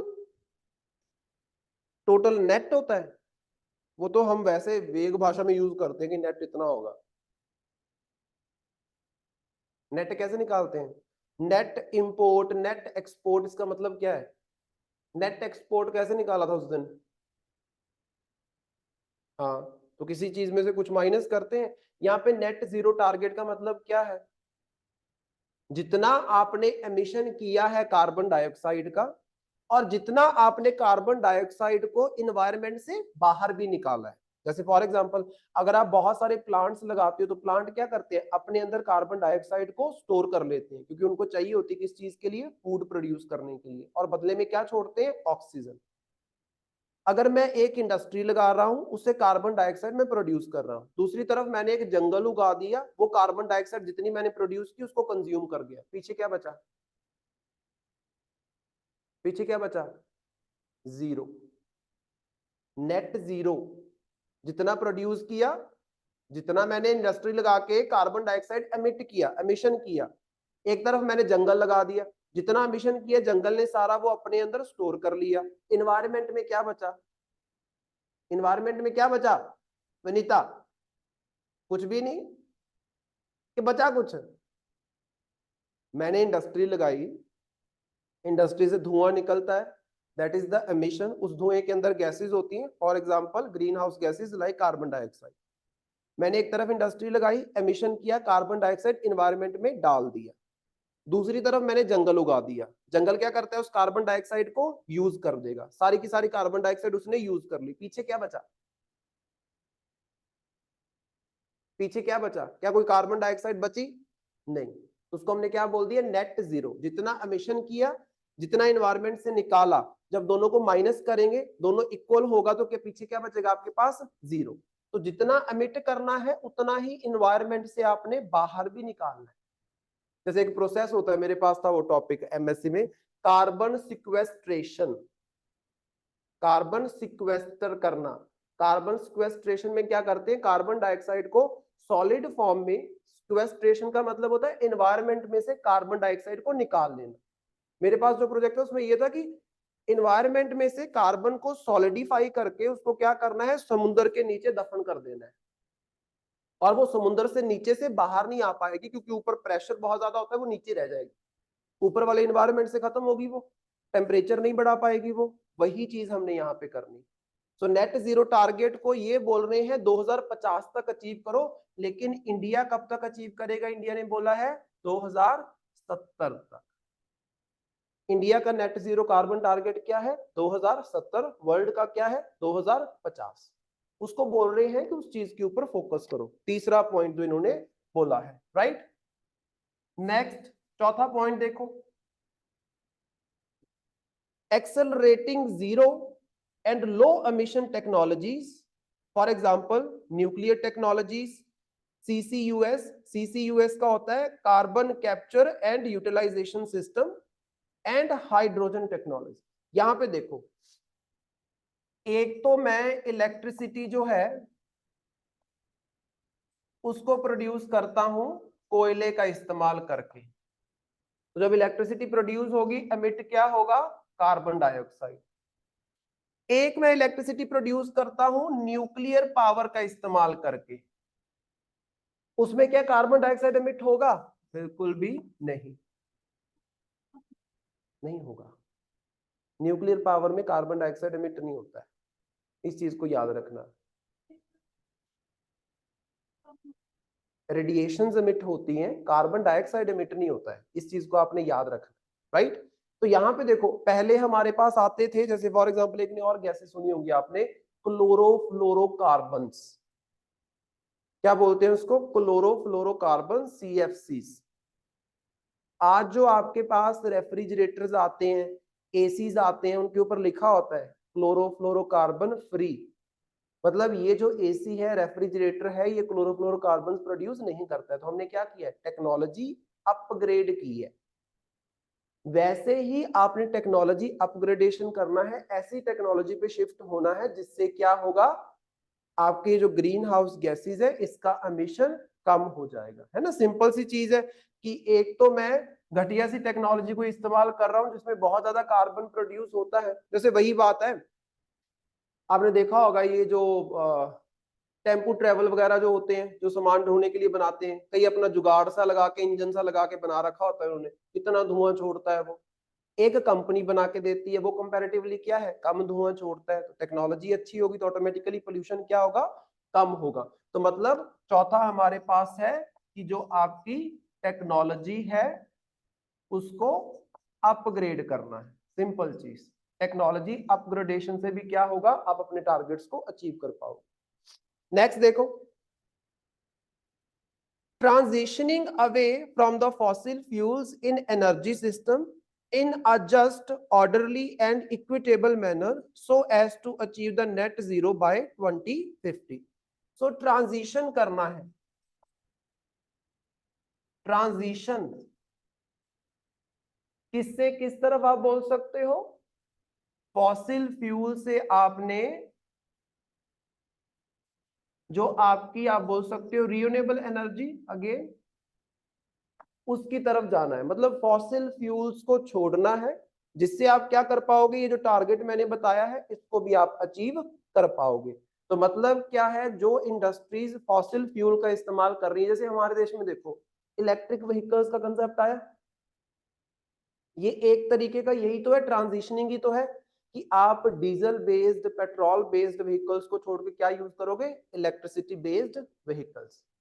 और इलेक्ट्रिसिटी तो हम सोलर पावर प्लांट से भी प्रोड्यूस कर सकते हैं, उसी के लिए तो हम ये सब लगा रहे हैं। हम ये थोड़ी ना बोलेंगे कि अच्छा हम कोयले का इस्तेमाल करके इलेक्ट्रिसिटी बनाएंगे फिर तुम इलेक्ट्रिक व्हीकल चलाओ, क्या फायदा हुआ, फायदा हुआ कोई।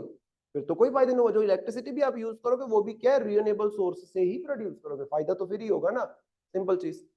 नेक्स्ट हमारे पास है reducing non carbon dioxide emission. देखो हम कार्बन कार्बन करते रहते हैं, लेकिन नॉन कार्बन डाइऑक्साइड एमिशन भी तो हमारे पास है, मतलब जिसमें क्या है, कार्बन डाइऑक्साइड इन्वॉल्व नहीं होती, बट CH4 ही होता है ना शिखा, CH4 I think that is methane. ऐसी जो आपकी गैसेस है, इसका भी तो एमिशन कम करना है। ग्रीन हाउस गैसेस में सिर्फ कार्बन डाइऑक्साइड नहीं है, मीथेन भी है। अब इसको, इसके लिए भी एक ना एक मीथेन के लिए टारगेट रखे गए हैं वर्ल्ड लेवल पे कि मीथेन का एमिशन हमने खत्म करना है। जैसे कार्बन डाइऑक्साइड के एमिशन की बात करते हैं ना, नेट जीरो कार्बन है ये जो टारगेट है ना नेट जीरो वाला, it is for only carbon, not for methane. Methane के लिए अलग से है। इंडिया इसको भी एक्सेप्ट नहीं करता है। मीथेन कहां से प्रोड्यूस होती है?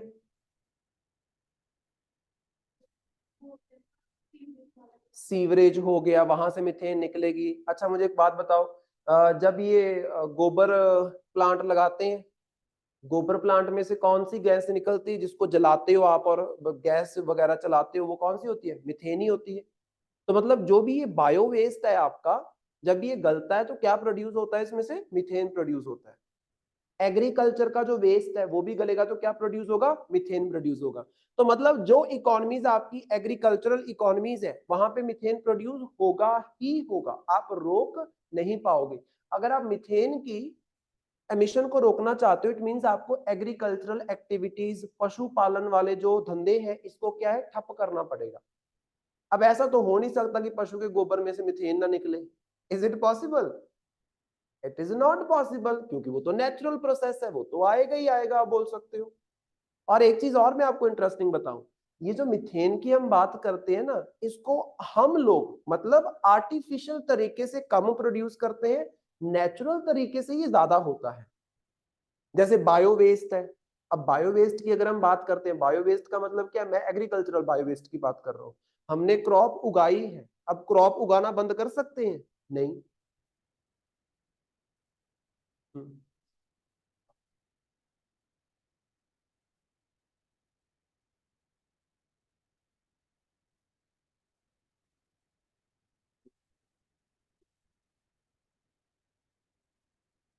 Other countries,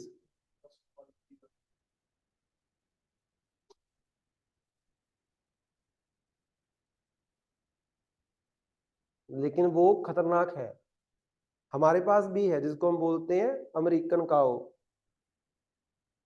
HF। जो काओ होती है HF बोला जाता है उसको, पता है?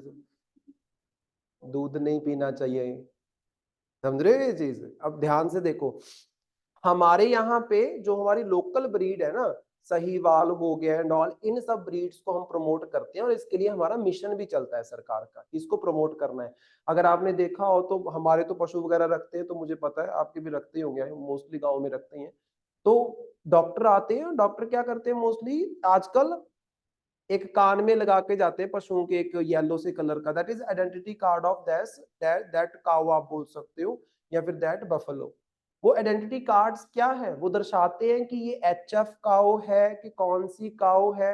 मोस्टली आपको देखने को मिलेगा कि अगर कोई देसी वैरायटी का बछड़ा या बछड़ी हुई है, तो उसी टाइम जिस डॉक्टर ने वो टीका वगैरह भरा होता है, तो वो उसके ऊपर वो स्टेपलर करके जाता है, क्योंकि इनके टारगेट्स हैं कि इतने आपने जो देसी काउज है उनकी ब्रीड को फैलाना है। कि देसी काउ का फायदा क्या है, आप उसको कुछ भी खिलाओ, आप उसको ऐसा चारा खिला रहे हो जिसके ऊपर फर्टिलाइजर्स छिड़के गए हैं, वो खाएगी ना, उसको खाने के बाद उसके दूध में वो फर्टिलाइजर्स नहीं आते। This is the benefit of देसी काउ। अमेरिकन काउ जो है, उसको आप जो खिलाओगे उसके दूध में एज इट इज निकलता है। मैंने फर्टिलाइजर वाला चारा खिलाया उसको, दूध में भी फर्टिलाइजर आया, वो केमिकल मेरे अंदर गया, प्रॉब्लम ही प्रॉब्लम। देसी काउ के साथ ये चीज नहीं है। अब देखो फॉर एग्जांपल, अमेरिकन काउ ज्यादा दूध देती है, जितना खिलाते जाओगे, आज आपने सुबह ज्यादा खिलाया, शाम को बाल्टी भर के आपके पास दूध आएगा। My mother always use to say that कि बस इसको आज ज्यादा खिलाया, आज दूध ज्यादा देगी। जितना खिलाओगे उतना, जितना ज्यादा पानी पिलाओगे उतना ज्यादा। और दूध भी उसका क्या होता है, पतला होता है दूध कंपैरेटिवली, और देसी काऊ का दूध थोड़ा आपको संगना देखने को मिलेगा। मतलब फर्क तो है, देसी काऊ दूध कम देती है एज कम्पेयर टू अमेरिकन काऊ, कम दूध देती है। क्यों? क्योंकि क्वालिटी दूध देती है, आप बोल सकते, समझ रहे हो। तो ये सारी प्रॉब्लम है। वो बोल रहे कि मिथेन ज्यादा प्रोड्यूस करती है। क्यों ज्यादा प्रोड्यूस करती है? क्योंकि वो जो सारी इम्प्योरिटीज है, वो जो सारा गंद है, आप बोल सकते हो, जो उसने खाया है वो निकालती है। और वो क्या करती है, वो भी निकालती है गोबर में कम, दूध में ज्यादा। समझ रहे हो ये चीज? तो वो सारी इम्प्योरिटीज आपके दूध में आ रही हैं। हम बड़े जच के पीते हैं कि अमेरिकन काऊ का दूध पी रहे हैं, लेकिन वो खराब है। उसको उठाओ बेटा, ठीक है, हैंकी गिरा, आपको पाँव लगेगा, राइट। तो इसको आपने याद रखना है। नेक्स्ट देखो, emission reduction from the road transport. Road transport से जो एमिशन हो रहा है उसको भी आपने क्या करना है, रिड्यूस करना है। ये हमारे पास छठा हो गया था। 7th नंबर पे है रोड ट्रांसपोर्ट का जो आपका एमिशन है उसको आपने क्या करना है, कम करना है। उसको आपने कम कर देना है। कैसे कम करोगे? अगर हम ग्रीन हाइड्रोजन फ्यूल का इस्तेमाल करते हैं, जो रिसेंट न्यूज में चल रहा है, दिल्ली से बसेस भी लॉन्च की गई हैं। मैंने भी करंट अफेयर में करवाया था कि दिल्ली से जो हमारे हरदीप पुरी हैं, जो हमारे ये मिनिस्टर हैं, आप बोल सकते हो इस डिपार्टमेंट के, है ना, ट्रांसपोर्ट डिपार्टमेंट के, उनके द्वारा क्या है, हाइड्रोजन फ्यूल बसेस जो है लॉन्च की गई, आप बोल सकते हो इनॉग्रेशन उनका किया गया है। अब चंडीगढ़ के अंदर आपको इलेक्ट्रिक बसेस देखने को मिल रही हैं। इससे क्या हो गया, ट्रांसपोर्टेशन से एमिशन कम होता है। मैंने उस दिन आपको एक हंसी वाली बात बताई थी कि यहाँ पे जो रेड बसेस हैं उनके पीछे कभी गलती से भी मत खड़े हो जाना। जहां पे एग्जॉस्ट पॉइंट है उधर तो बिल्कुल भी नहीं। आपने स्कूटी या बाइक लगाया है ना, उसके एग्जॉस्ट पॉइंट पे काले हो जाओगे बिल्कुल। जब वो चलती है, रुक के चलती है ना, इतना धुआं छोड़ती है। और आप इलेक्ट्रिक बस के पीछे खड़े हो जाओ, आपको सिर्फ एक चीज बाहर निकलती हुई देखने को मिलेगी, that is water, nothing else. तो वो चीज आपने करनी है, मतलब टेक्नोलॉजी अपग्रेडेशन अगेन यहाँ पे करनी है। 8वां हमारे पास है facing out in efficient fossil fuel subsidies. It is the fossil fuel subsidies. Subsidies क्या होता है शिखा?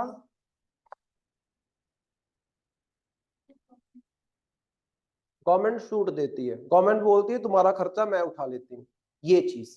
तो वो जो फॉसिल फ्यूल्स के ऊपर सब्सिडीज दी जाती हैं अलग अलग इंडस्ट्रीज को, उन सब्सिडीज को खत्म करने की जरूरत है। वो वाली सब्सिडीज जो बेवजह की है, इनएफिशिएंट है, आप बोल सकते हो, जिनके बिना हमारा चल सकता है ना। सरकार क्या करती है कि आपको जो फ्यूल है वो सस्ता मिलेगा जी, आपको डीजल सस्ता मिलेगा, आपको कोयला सस्ता मिलेगा।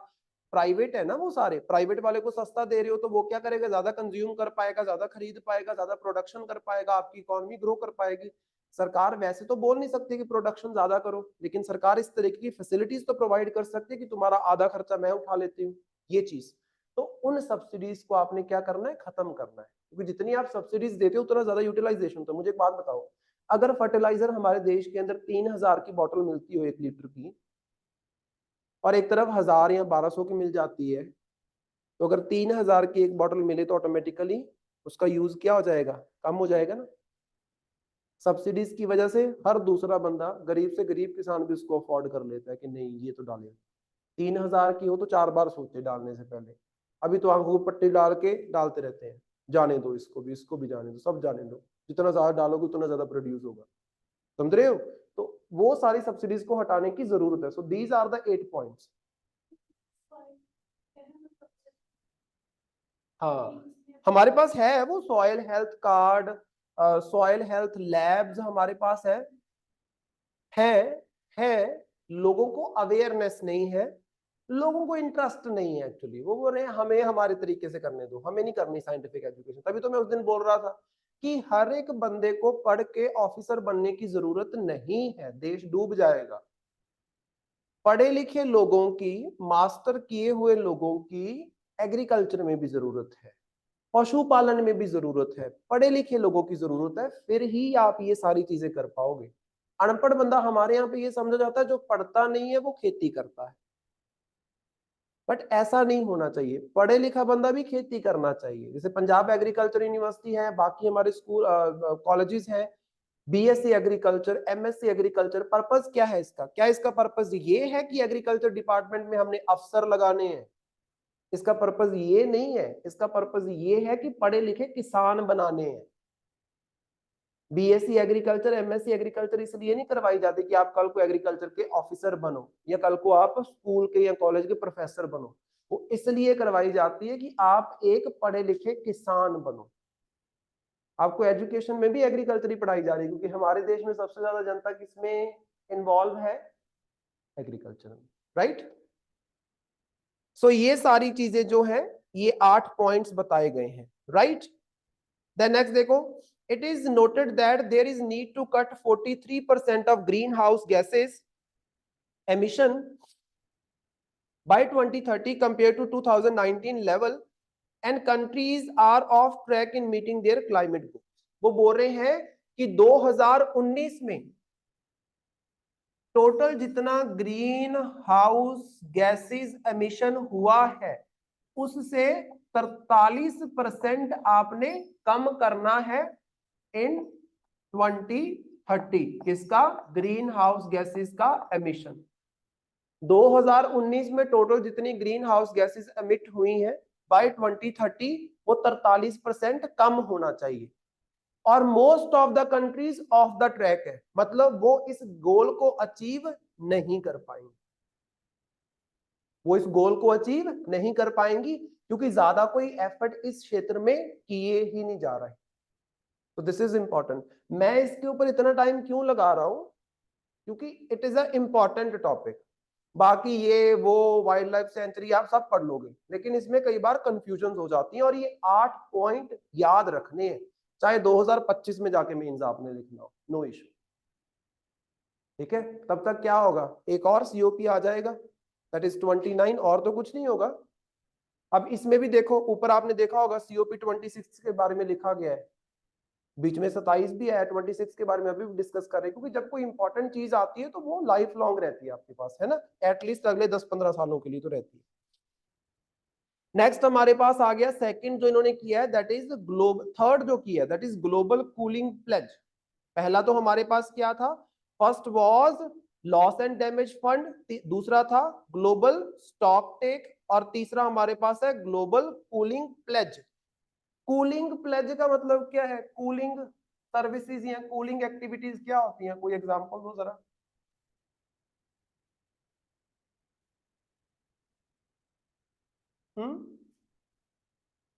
कूलिंग का इसके साथ क्या लेना देना है?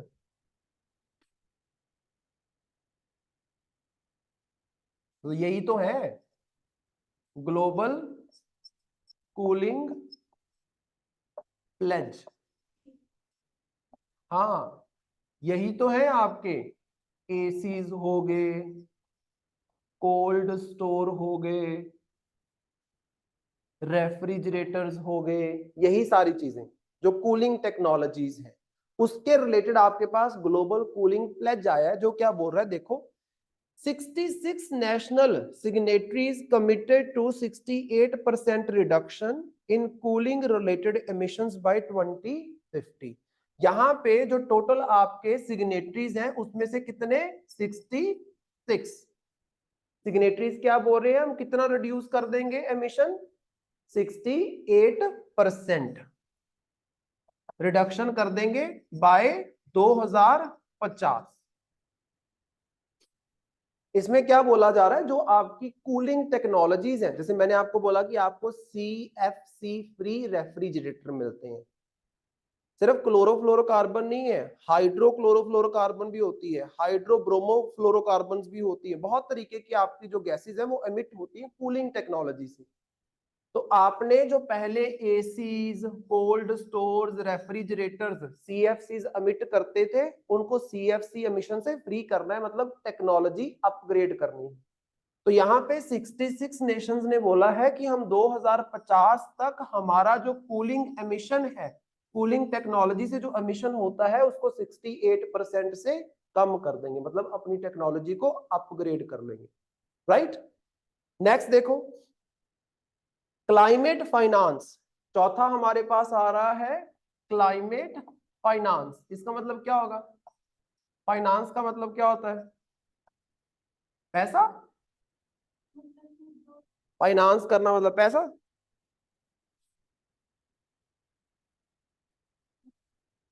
वो तो मनी होती है, फिर फाइनेंस क्या होता है? मेरा ये प्रोजेक्ट फाइनेंस कर दो जी, ऐसा तो बोलते नहीं, मेरा ये प्रोजेक्ट मनी कर दो जी। पैसा लगाना आप बोल सकते हो, किसी क्षेत्र में पैसा लगाना इज कॉल्ड एज फाइनेंसिंग आप बोल सकते हो, राइट। तो यहाँ पे क्लाइमेट फाइनेंस मतलब क्लाइमेट को सुधारने के लिए पैसे की इन्वेस्टमेंट, सिंपल चीज है आप बोल सकते हो, राइट। इन्वेस्टमेंट ही होगी ना, कल को आपको फ्रूट देगा ये।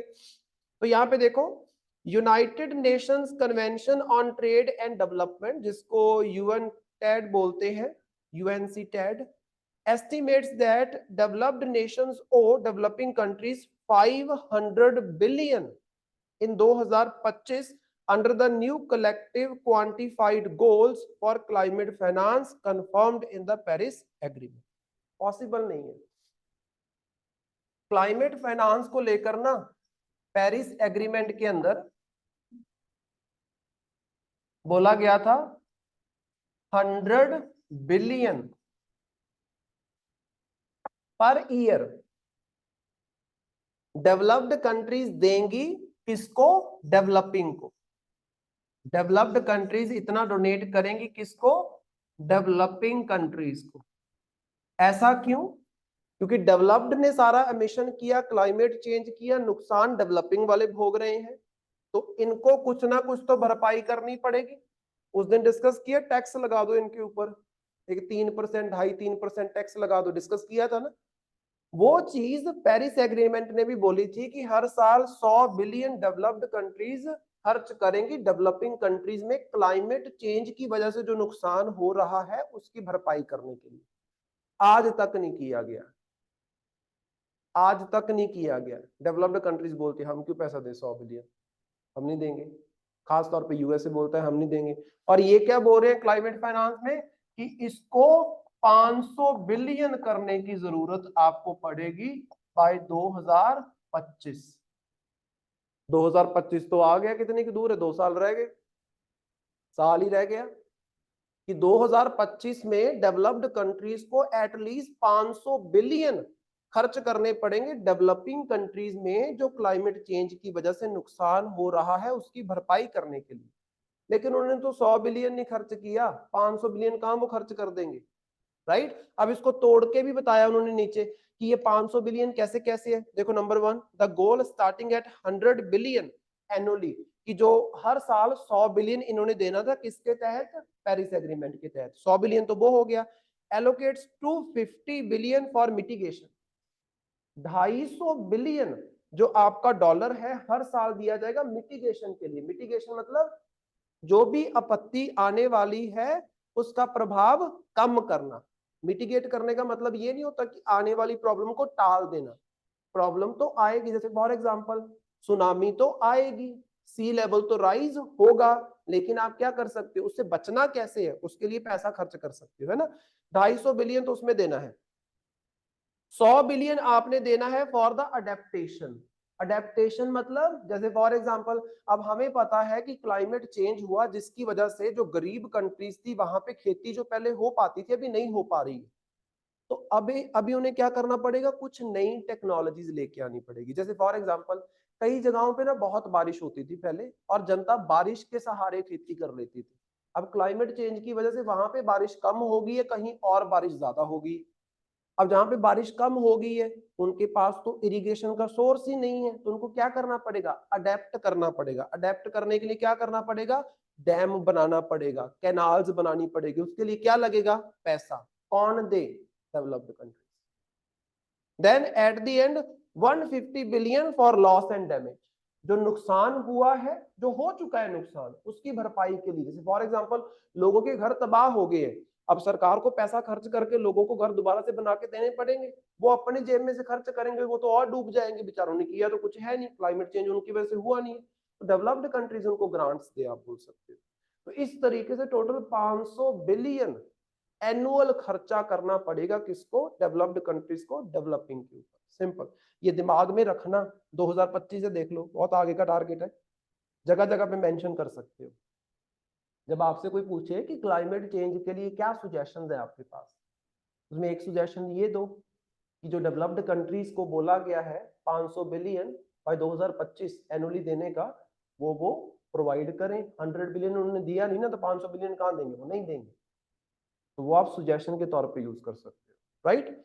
Next, with the current 100 billion goal unmet, developing countries face debt distress. तो वो बोल रहे हैं कि जो करंट हमारे पास 100 बिलियन का टारगेट पेरिस एग्रीमेंट ने बताया था 2015 में, वो तो आपने पूरा किया नहीं, जिसकी वजह से बेचारी जो डेवलपिंग कंट्रीज है उनको ये सब मिटिगेट करने के लिए कर्जा लेना पड़ रहा है, वर्ल्ड बैंक वगैरह से और IMF वगैरह से कर्जा लेना पड़ रहा है, तो और वो कर्जे में डूबती जा रही है। हालांकि वो कर्जा उनको क्यों लेना पड़ रहा है, क्लाइमेट चेंज की नुकसान की वजह से, और क्लाइमेट चेंज का नुकसान हुआ उनका है, लेकिन हुआ किसकी वजह से है, डेवलप्ड कंट्री की। समझ आ रही है ना ये सारी बातें, कोई कंफ्यूजन तो नहीं है? विनीता समझ आ रहा है कि ऊपर से जा रहा है सब, किस चीज में दिमाग यहाँ पे है कि कहीं और घूम रहा है? क्या कंफ्यूजन है, पूछो।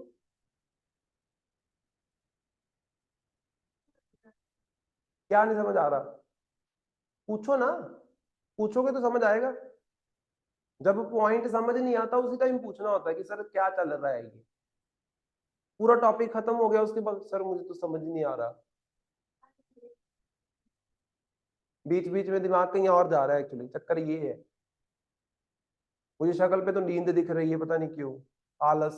तभी मैं पूछ रहा हूँ, जिसकी शक्ल पे मुझे आलस दिखता है मैं उसी को पूछता हूँ कि हाँ समझ आया कि नहीं। ये कभी भी नोट कर लेना, ये शिखा को भी कभी कभी पूछता हूँ जब शिखा का ध्यान कहीं और घूम रहा होता है, इसको भी पूछता हूँ कभी कभी, और कभी कभी शानू को, जब मुझे लग रहा होता है कि इनका ध्यान कहीं और जा रहा है, निगाहें कहीं और है, दिमाग कहीं और है, वो पता चलता है, शक्ल पे दिखता है, आपको पता है। टीचर को तो जरूर दिख जाता है और किसी को दिखे ना दिखे। आगे से एक चीज का ध्यान रखना है, इसको जाके पढ़ना एक बार, कहीं पे भी आपको कंफ्यूजन आएगी, कनेक्ट नहीं कर पाओगे तो मेरे से पूछना है आके, ठीक है। पहली बात तो ये, आगे के लिए एक पॉइंट करवाया, मैं पूछता हूँ कि समझ आया, अगर नहीं आया तो उसी टाइम बोलो सर मुझे नहीं समझ आया। सेकंड पॉइंट में करवाता हूँ तो मैं पूछता हूँ कि समझ आया, बोलो उस टाइम पे। मेरे पूछने का मैं फॉर्मेलिटी थोड़ी ना कर रहा हूँ पूछ के कि समझ आया, मैं पूछना चाह रहा हूँ कि समझ आया कि नहीं आया। अगर नहीं आया तो वहीं अटक जाऊंगा मैं, समझा के फिर आगे चलूँ, समझे? ठीक है जी। नेक्स्ट देखो, global goal on adaptation framework.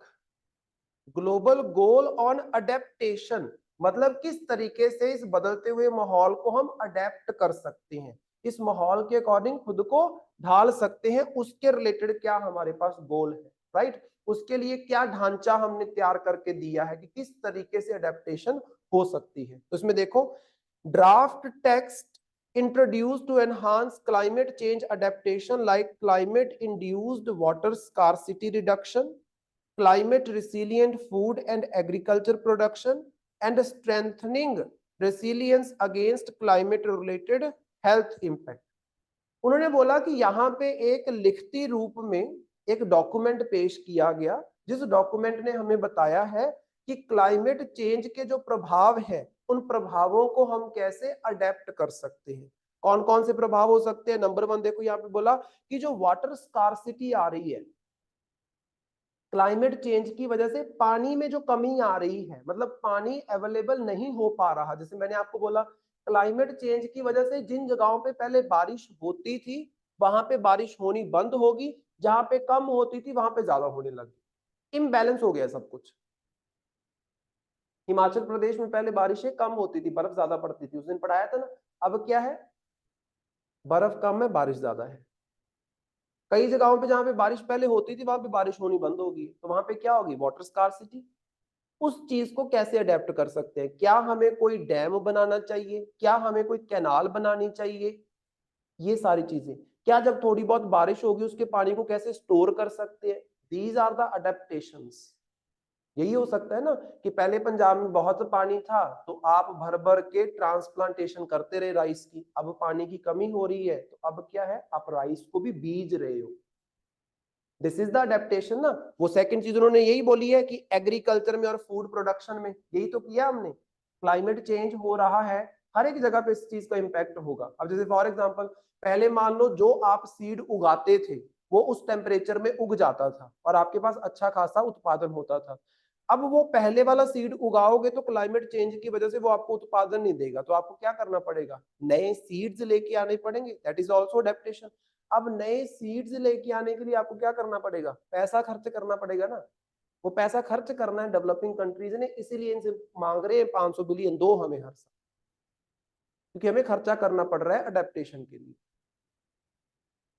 अगर आपने कभी जेनेटिक्स वगैरह कोई सब्जेक्ट पढ़ा है ऐसा या सुना हो, वो जेनेटिक्स वगैरह में हम क्या करते हैं, जो हमारे पास सीड की वैरायटी है उसी में कुछ चेंजेस करने की कोशिश करते हैं कि पहले ये जो सीड था ये मैक्सिमम 23-24 डिग्री टेम्परेचर तक ही फल देता था आपको। अगर टेम्परेचर बढ़ गया है तो वो सीड आपको फल नहीं देगा। मैंने आपको उस दिन बताया ना कि हमारे एरिया को, उधर अबोहर वाले एरिया को बोलते हैं कैलिफोर्निया ऑफ पंजाब, क्योंकि किन्नू बहुत ज्यादा होता है। लेकिन रिसेंट ईयर्स में क्या देखने को मिला, क्लाइमेट चेंज की वजह से एक सीजन किन्नू लगता है, दूसरे सीजन किन्नू लगता ही नहीं है। तो वहां पे हमें ऐसे नए प्लांट्स किन्नू के लेके आने पड़ेंगे, हाइब्रिड वैरायटी के, जो क्या है बढ़ते हुए टेम्परेचर में भी आपको फल दें। उसके लिए क्या करना पड़ेगा, रिसर्च। रिसर्च के लिए क्या लगेगा, पैसा। किसको लगाना पड़ रहा है, डेवलपिंग कंट्रीज को। कौन दे पैसा, डेवलप, सिंपल। तीसरी चीज क्या है, हेल्थ इश्यूज जो आ रहे हैं, जैसे उस दिन हमने डिस्कस किया हीट वेव्स की वजह से डेथ्स हो रही है। तो आपको क्या करने की जरूरत है, बढ़ते हुए टेम्परेचर में कैसे सरवाइव करना है ये सीखने की जरूरत है। सीखने के लिए आपको क्या है, उस तरीके के घर बनाने पड़ेंगे, उस तरीके का घर का आर्किटेक्चर होना चाहिए। आप बोल सकते हो कि घर के अंदर ज्यादा गर्मी ना हो। जैसे फॉर एग्जांपल पहले लोग घर बनाते थे पंजाब वगैरह में, मैंने देखा है इतनी मोटी वॉल होती थी, दिस मच, इतनी मोटी वॉल। साइड्स में क्या है, पक्की ईंटों का इस्तेमाल कर रहे हैं, सेंटर में कच्ची ईंटों का इस्तेमाल कर रहे हैं। वो पागल नहीं इतनी मोटी वॉल बना रहे हैं। वो क्या करती है, वो ठंड से भी बचाती है, गर्मी से भी बचाती है। ठंड में अंदर हीटर जैसी फीलिंग आएगी, गर्मी में अंदर नेचुरल एसी जैसी फीलिंग आएगी। ठंडे घर जो जो सॉरी कच्चे घर होते हैं वो ठंडे होते हैं ना, वो कच्ची वॉल की वजह से। जैसे घड़ा होता है, घड़े में पानी डाल दो, नॉर्मल टेम्परेचर में वैसे रखोगे, जग में रख दो नहीं ठंडा होगा, घड़े में डालोगे ठंडा हो जाएगा कैसे। ये मेरे से किसी ने क्वेश्चन पूछा जब मैंने तैयारी स्टार्ट की थी। ऐसे चलते फिरते कोई अंकल मिल गया और मैं और मेरे दोस्त खड़े हुए थे, तो वो मुझे बोलते क्या करते हो बेटा आप यहाँ पे। हमने बोला सर हम ऐसे करके तैयारी करते हैं। अच्छा तो मुझे एक बात बताओ, उन्होंने बोला क्या, घड़े में पानी डालते हैं वो ठंडा हो जाता है कैसे। ऐसे बुजुर्ग सा अंकल था, वैसे बिल्कुल ही मतलब आप बोल सकते हैं मातड़ सा, पंजाबी में जैसे बोलते हैं। मतलब सन रेज आती हैं तो वो रिफ्लेक्ट बैक हो जाती हैं, लेकिन मिट्टी तो ऑब्जॉर्ब करती है। एल्बिडो तो कम होता है मिट्टी का। फिर तो ऐसे होना चाहिए कि मैं कांच का जो बर्तन है उसमें रखूं, जो रिफ्लेक्ट बैक होता रहे, और मेरा पानी ठंडा कैसे हो जाएगा, रिफ्लेक्ट बैक तो हो जाएगा, वैसे रहेगा ना।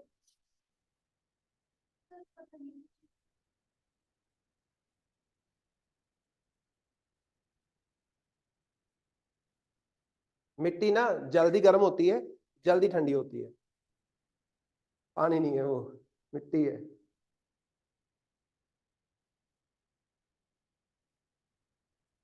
अच्छा मेरी एक बात सुनो, आपके पास एक ईंट है, ईंट देखिए, घर बनाने से पहले तराई की जाती है। तराई करना मतलब उसके ऊपर पानी डालना। उसके ऊपर पानी डालते हैं वो क्या करती है, सोख लेती है पानी को। सोख लेती है मतलब स्पंज की तरह सोख लिया, आपको बिल्कुल पानी उसके ऊपर नहीं दिखेगा। जब आप ईंट को हाथ लगाते हो वो ठंडी हो जाती है कि नहीं। मुझे नहीं पता तुम लोग ये सब करते हो, मैंने बहुत किया है ये सब, मतलब मैं बड़ा एक्सपीरियंस करता हूँ इन चीजों को। मैं कौन सा मिस्त्रियों के साथ काम करता रहा हूँ, ऐसे ही हाथ लगा के देख लिया ना, वो ठंडी फील होती है। वो क्या है, वो ईंट के अंदर ना बहुत सारे छोटे छोटे सुराख होते हैं जो आपको दिखेंगे नहीं, पोर्स होते हैं। उस सब में पानी अब्जॉर्ब हो गया, अब उन सुराखों में से क्या है, आपकी जो हवा है वो निकलेगी। जब हवा उस बारीक से सुराख से निकलेगी, वो हवा क्या हो जाएगी, पानी की वजह से ठंडी हो जाएगी और पानी भी ठंडा हो जाएगा। घड़े में यही होता है, घड़े में हवा अंदर भी आती है, अंदर की हवा बाहर भी जाती है, क्योंकि घड़े में छोटे छोटे सुराख होते हैं। ये चीज स्टील में नहीं हो पाएगी, स्टील के अंदर वो छोटे छोटे सुराख नहीं है, वो अंदर बाहर हवा नहीं हो पाएगी। उसके पीछे कारण क्या है? हवा का अंदर आना, हवा का बाहर जाना। तो जिसकी वजह से जो घड़े के अंदर आपने पानी डाला है, पानी का कोई टेम्परेचर होगा, पानी का टेम्परेचर होगा, पानी का टेम्परेचर होगा मतलब हीट होगी, वो हीट क्या करेगी? वो धीरे धीरे बाहर निकल जाएगी। लेकिन अगर मैंने क्या किया है, उस पानी को, जैसे ये चीज है, ये बड़ा इंटरेस्टिंग है, मान लो ये मेरे पास घड़े की एक तय है इस तरीके से, अंदर मेरे पास पानी भरा हुआ है। मैंने क्या बोला? यहां से बाहर भी हीट एंड एयर जा सकती है, बाहर से अंदर भी आ जाती है, पानी भी बाहर चला जाता है, घड़ा कहीं पे रखना, नीचे गीला हो जाएगा, होता है ना। तो यहाँ पे जो इसके अंदर देखो, जितना भी आपके पास हीट था, वाटर के अंदर हीट होगा, वो हीट धीरे धीरे बाहर जाएगा, जाएगा ना ऑटोमेटिकली। बट बाहर से हीट भी तो अंदर आएगा, बाहर से हीट अंदर आएगा। जब वो हीट अंदर आएगा, जब वो इस बारीक से सुराख से अंदर आएगा, इस सुराख के आसपास क्या है? पानी भर चुका है। जब वो हीट अंदर आने की कोशिश करेगी, इस ठंडे सुराख में से निकलेगी, तो वो क्या हो जाएगी? ठंडी हो जाएगी। तो हीट निकलेगी ज्यादा, अंदर आएगी, जो आएगी तो सही, लेकिन ठंडी हो जाएगी आती आती। समझ रहे हो ये चीज? इससे क्या होगा? पानी गर्म नहीं हो पाएगा, पानी गर्म नहीं हो पाएगा। दूसरी तरफ ये स्टील है, पहली बात तो स्टील में से हीट बाहर जा नहीं पाएगी, उतनी थोड़ी बहुत जाएगी, ज्यादा नहीं जा पाएगी, तो मतलब जो हीट उसके अंदर ऑलरेडी थी वो वहीं पे रहेगी। दूसरी चीज, बाहर सतह पे कोई चीज आएगी, इस तरीके से रिफ्लेक्ट होती है, मिट्टी के घड़े से ज्यादा रिफ्लेक्ट इधर होगी, रिफ्लेक्ट होती है। लेकिन जब रिफ्लेक्शन होती है तो थोड़ा बहुत यहाँ पे वो हीट जो है सरफेस पे छोड़ जाती है, सरफेस क्या हो जाएगा? गर्म हो जाएगा। अब यहाँ पे छोटे छोटे सुराख तो है नहीं, जिसकी वजह से आप बोल सकते हो कि वो जो गर्मी है वो ठंडी हो जाए।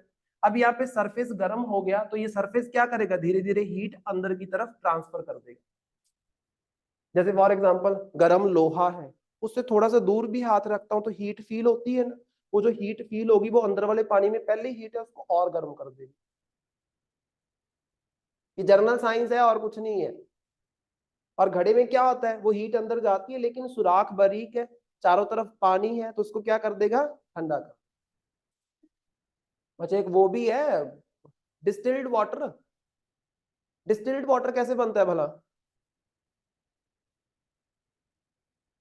डिस्टिल्ड वाटर में यही तो होता है, अगर आपने कभी देखा हो। तुम लोगों ने लैब लूब नहीं कभी अटेंड की, मुझे लग रहा है। मैंने इतनी लैब्स अटेंड की है ना कि लोग अक जाते थे मेरे लैब वाले सेशन से, 4-4 घंटे लैब। ये जैसे फॉर एग्जांपल, ये आपके पास इस तरीके से एक बीकर सा होता है, इसके नीचे हम क्या जलाते हैं? बर्नर से आग जलाते हैं। ये आपके पास बर्नर होता है। यहाँ पे मैं क्या करता हूँ? मैं पानी डाल देता हूँ। हाँ, अब यहाँ पे इसके ऊपर इस तरीके से मैंने एक ट्यूब लगाई होती है, इस तरीके से, और यहाँ मैं एक अपना कंटेनर रख देता हूँ। होता क्या है बता?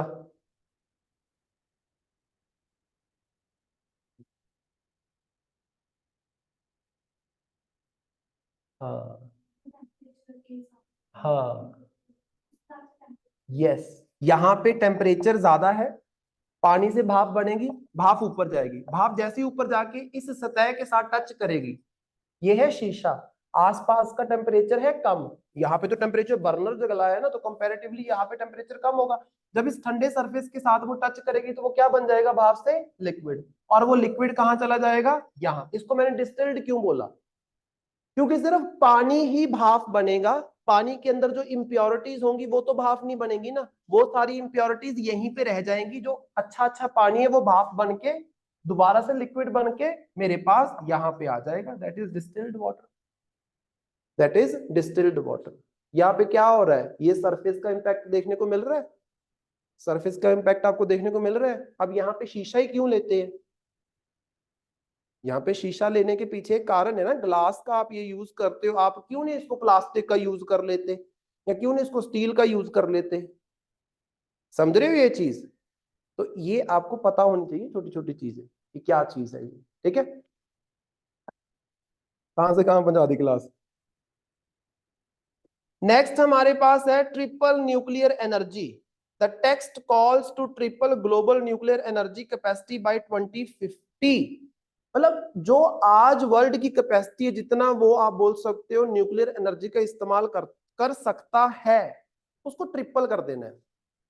मतलब न्यूक्लियर का इस्तेमाल आपने करना है फॉर द गुड पर्पस। मैंने आपको क्या बताया, एक तो आप इलेक्ट्रिसिटी कोयले से बनाते हो, एक आप इलेक्ट्रिसिटी न्यूक्लियर एनर्जी का इस्तेमाल करके बनाते हो। कोयले वाली अगर आप इलेक्ट्रिसिटी बनाओगे तो वनीता उसमें क्या निकलेगा, कोयले का इस्तेमाल करके इलेक्ट्रिसिटी बनाई तो उससे क्या एमिट होगा, कार्बन गैसेस एमिट होंगी, green house gases. Nuclear energy का इस्तेमाल करते हो तो वहां पे ये एमिशन क्या है, नहीं होती है। तो अगर आप ज्यादा इलेक्ट्रिसिटी न्यूक्लियर का इस्तेमाल करके बनाओगे, ट्रिपल कर दिया मैंने, बोला ट्रिपल कर दो उसको, तो क्या हो जाएगा, आपकी इलेक्ट्रिसिटी एक अच्छे सोर्स से बन रही है जो एमिशन नहीं करता है। कौन सा एमिशन, ग्रीन हाउस गैसेस का एमिशन नहीं करता वो, राइट। तो ये 2050 तक ये करना है, ट्रिपल कर देना है। नेक्स्ट हमारे पास है powering the past coal alliance. Powering the past coal alliance, that is PPCA. इसमें देखो, it is a coalition involving governments, businesses, organisation and focuses on transitioning from unabated coal power to clean energy.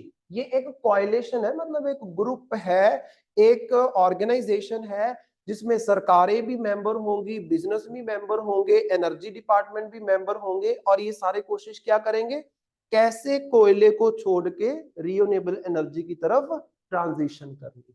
Simple, इसको आपने क्या करना है, push करना है, simple चीज है। India is not a part of PPCA, देख लो, India is not a part of PPCA. क्यों, क्योंकि इंडिया बोलता है हम तो कोयला इस्तेमाल करेंगे। अगर हम कोयले का इस्तेमाल बंद कर देना और हम बोले हम सिर्फ रिन्यूएबल एनर्जी से इकोनॉमी चला लेंगे, चल नहीं पाएगी, क्योंकि हमारे पास वो हाई क्लास टेक्नोलॉजी नहीं है अभी भी जो यूएसए के पास या चाइना के पास आ चुकी है।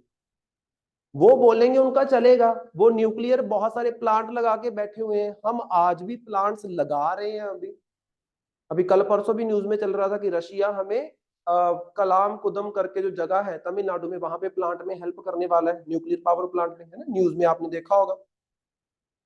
तो हम तो अभी उस चीज में चल रहे हैं, ये तो बड़ी बड़ी न्यूक्लियर एनर्जी डेवलप कर चुकी है, ये तो अपने आप बोलेंगे कोयला नहीं इस्तेमाल करेंगे, न्यूक्लियर एनर्जी इस्तेमाल करेंगे, ये तो बोलेंगे, हम नहीं ना बोलेंगे इसमें, तो हम इसके मेंबर नहीं है, ये भी याद रखना कि India is not member of PPCA, right. Next है कोल ट्रांजिशन एक्सेलरेटर। मतलब क्या है, जो कोल की ट्रांजिशन हम कर रहे हैं, मतलब कोयले से हम दूसरी तरफ जा रहे हैं, उसको एक्सेलरेट करना है, नाम से पता चल रहा है। Introduce for knowledge sharing and financial support in transitioning from coal. मतलब क्या है, जो बड़ी बड़ी कंट्रीज हैं, एक तो वो अपनी टेक्नोलॉजी जो है छोटी कंट्रीज को देंगी। कौन सी टेक्नोलॉजी, जिससे क्या है, वो कोयले के अलावा बाकी रिसोर्सेज का इस्तेमाल करके इलेक्ट्रिसिटी बना सके। जैसे फॉर एग्जांपल रशिया क्या कर रहा है, इंडिया को हेल्प कर रहा है न्यूक्लियर पावर प्लांट डेवलप करने में, ये हेल्प करना है। अगर डेवलपिंग कंट्री के पास पैसा नहीं है न्यूक्लियर पावर प्लांट लगाने के लिए, आपने पैसा देना है, किसने, डेवलप्ड ने, राइट।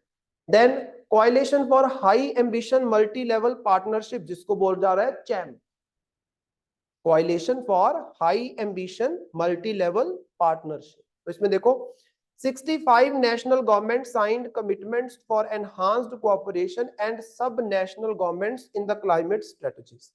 65 nations इसमें है, इंडिया नहीं है अगेन इसमें। 65 नेशंस हैं जो क्या कर रहे हैं, जो आपस में मिलके क्या करना चाह रहे हैं, एक दूसरे को हेल्प करना चाह रहे हैं कि किस तरीके से आप जो क्लाइमेट चेंज के खतरे हैं इसको टाल सकते हो, आप बोल सकते हो। कौन कौन सी स्ट्रेटजी का हम इस्तेमाल करें, एक दूसरे को ये हेल्प करेंगे। लास्ट में आ गया buildings breakthrough initiative. Buildings मतलब ये जो बिल्डिंग्स बनाते हैं, हम कंस्ट्रक्शन करते हैं। ब्रेक थ्रू इनिशिएटिव ये क्या है, the goal of building breakthrough initiative is to make near zero emissions and resilient buildings the new normal by 2030। The initiative is co-led by France and Kingdom of Morocco, coordinated under the umbrella United Nations Environment Program and hosted by Global Alliance for Building and Construction। इसमें भी India member नहीं है, I think नहीं है, जहां तक मुझे याद है इसमें मेंबर नहीं है। एक ना, जब आपके पास कोई इनिशिएटिव आता है, पहला काम क्या करना होता है, कोई भी नाम आ गया इनिशिएटिव का, कोई ऑर्गेनाइजेशन का नाम आ गया, जब हम अर्ली स्टेज ऑफ प्रिपरेशन में होते हैं ना, जब भी कोई नाम आता है उसके बारे में सर्च करो, विकिपीडिया पे जाओ, बेसिक इंफॉर्मेशन पहले पैराग्राफ में मिल जाएगी। कब का है वो लिखना, वो मैं नहीं करके दूंगा बेटा, आपको आपको करना है, समझ रहे हो, वो आपको करना है। कि कोई भी नया, जैसे united nation environment programme, UNDP, मैंने कितनी बार बोला होगा, ये आपका काम है कि आप उसको जाके सर्च करो कि ये है क्या, कब बना, बेसिक्स पता करो और उसके ऊपर क्वेश्चन पूछते हैं। समझ रहे हो ये चीज? तो यहाँ पे क्या है, ये जो आपका इनिशिएटिव है, इसमें आप ऐसी बिल्डिंग्स, ऐसी कंस्ट्रक्शन करना चाहते हो जिससे एमिशन बहुत कम होगा। जैसे फॉर एग्जांपल, मान लो कि मैं ऐसा कमरा बनाऊं जिसमें कोई विंडो ना हो, दरवाजा भी अंदर की तरफ है, तो मुझे पूरा दिन पूरी रात अगर काम करना है वहां पे, मुझे क्या है, ट्यूबलाइट चलानी पड़ेगी। अगर ये पर्दे ऊपर उठ जाएं तो क्या ट्यूबलाइट की जरूरत पड़ेगी आपको? नहीं, 3 ट्यूबलाइट्स चल रही हैं। क्या ये एनर्जी रेसिलियंट बिल्डिंग है आपकी? नहीं। अब आपने देखा होगा कि अफ्रीका के अंदर इस तरीके की, अफ्रीका छोड़ो, इतनी दूर नहीं जाना, राजस्थान के अंदर आ जाओ, राजस्थान में नई नई बिल्डिंग्स मैं आपको शेयर करूंगा, एक मैंने उस दिन देखा था, राजस्थान में एक ऐसा स्कूल बनाया गया है, ऐसे गोल उसकी स्ट्रक्चर है, उसमें कोई पंखा नहीं है, कोई लाइट नहीं है, कुछ नहीं है, लेकिन स्टिल वहां पे बच्चों को गर्मी नहीं लगती। वो बनाया ही इस तरीके से गया है कि वहां पे क्या है, हवा ठंडी होके आएगी। हवा ठंडी होने का मतलब क्या है, कि हवा सीधी नहीं आती है, घूम फिर के आती है हवा, और घूम फिर के जब हवा आएगी तो वो क्या, उसका टेम्परेचर डाउन हो जाता है, रास्ते में हीट वो अपनी क्या है, छोड़ देती है, बोल सकते हो। तो ये बहुत इंपॉर्टेंट है। आपने देखा होगा कि पहले वाले घरों में ना से रोशनदान बनाते हैं ऊपर, आज बनाते हैं? नहीं बनाते। आजकल तो जो बने हुए होते हैं उसके ऊपर भी शीशे लगा देते हैं। अब उसको बनाने के पीछे कोई कारण है ना, कारण है या नहीं? जो हवा आपकी अंदर की हवा है वो बाहर जा सके। ऐसा क्यों? रोशनदान ऊपर ही क्यों बनाते हैं, नीचे क्यों नहीं बना देते? रोशनदान जो है वो ऊपर बनाते हैं, नीचे क्यों नहीं बनाते? विनीता बताएगी, विनीता को बताने दो। विनीता, रोशनदान देखे हैं? तुम्हारे हिमाचल में तो सबसे ज्यादा बनाते हैं, देखना वो क्या होते हैं सर, ये जो दीवार में ऊपर ऐसे बॉक्स सा रख देते हैं, रखते हैं ना, एक तो विंडो बनाते हैं, एक होता है बिल्कुल ऊपर छत के साथ ऐसे छोटी सी बारी, छोटी सी विंडो रख देते हैं। क्या होता है वो? रोशनदान बोलते हैं उसको, मतलब रोशनी आती है उससे, तो रोशनदान बोल देते हैं पंजाब में। तो कुछ मर्जी बोलते हैं, देखे हैं वो क्यों बनाए जाते हैं वो? मेरा सवाल ये है कि उसको नीचे क्यों नहीं बना दिया, ऊपर क्यों बनाते हैं?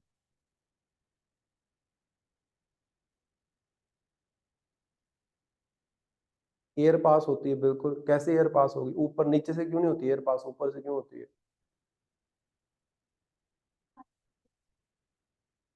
क्या? बताओ, सही है, बताओ।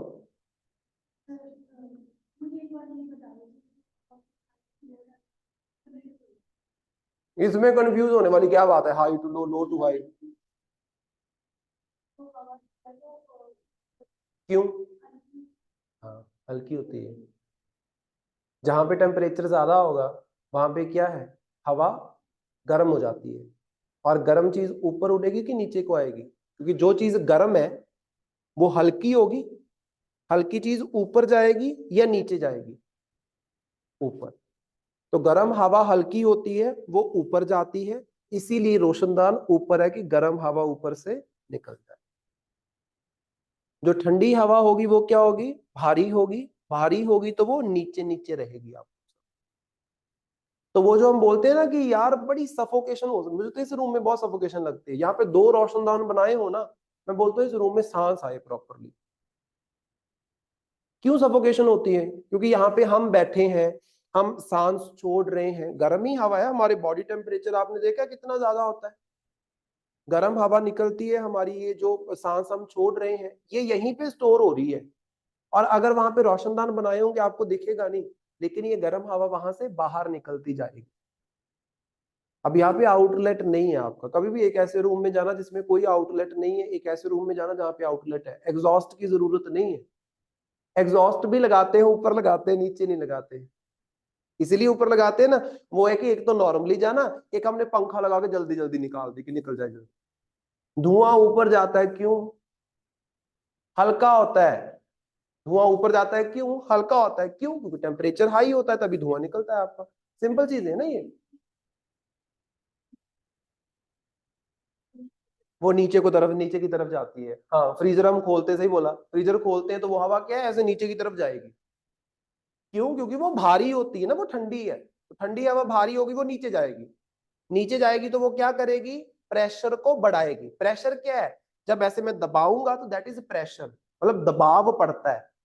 अब गर्म हवा प्रेशर ज्यादा करेगी या ठंडी हवा? ठंडी हवा, क्योंकि ठंडी हवा नीचे की तरफ जाएगी। अब नीचे की तरफ जाएगी तो नीचे क्या करेगी? प्रेशर लगाएगी। गर्म हवा क्या है? ऊपर की तरफ जाती है तो नीचे प्रेशर क्या हो जाता है? कम हो जाता है। High temperature, low pressure, low temperature, high pressure, यही तो वो कंसेप्ट है। और इसमें क्या है? और तो कुछ नहीं है इसमें, सिंपल। हम्म।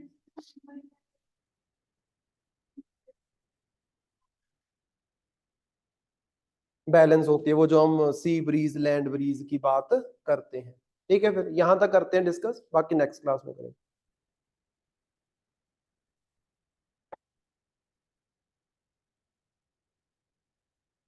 अभी आप लोगों के पास 20 क्वेश्चन है, बिल्कुल बेसिक सिंपल क्वेश्चन आपके, वो क्या बोलते हैं, इकोनॉमिक्स के। और 3 क्वेश्चन है अगेन बेसिक आपके मेंस के। बेसिक बेसिक क्वेश्चन पूछे मैंने, कोई टफ क्वेश्चन नहीं पूछा। ठीक है, तो उसको आपने सॉल्व करके जाना है सबने।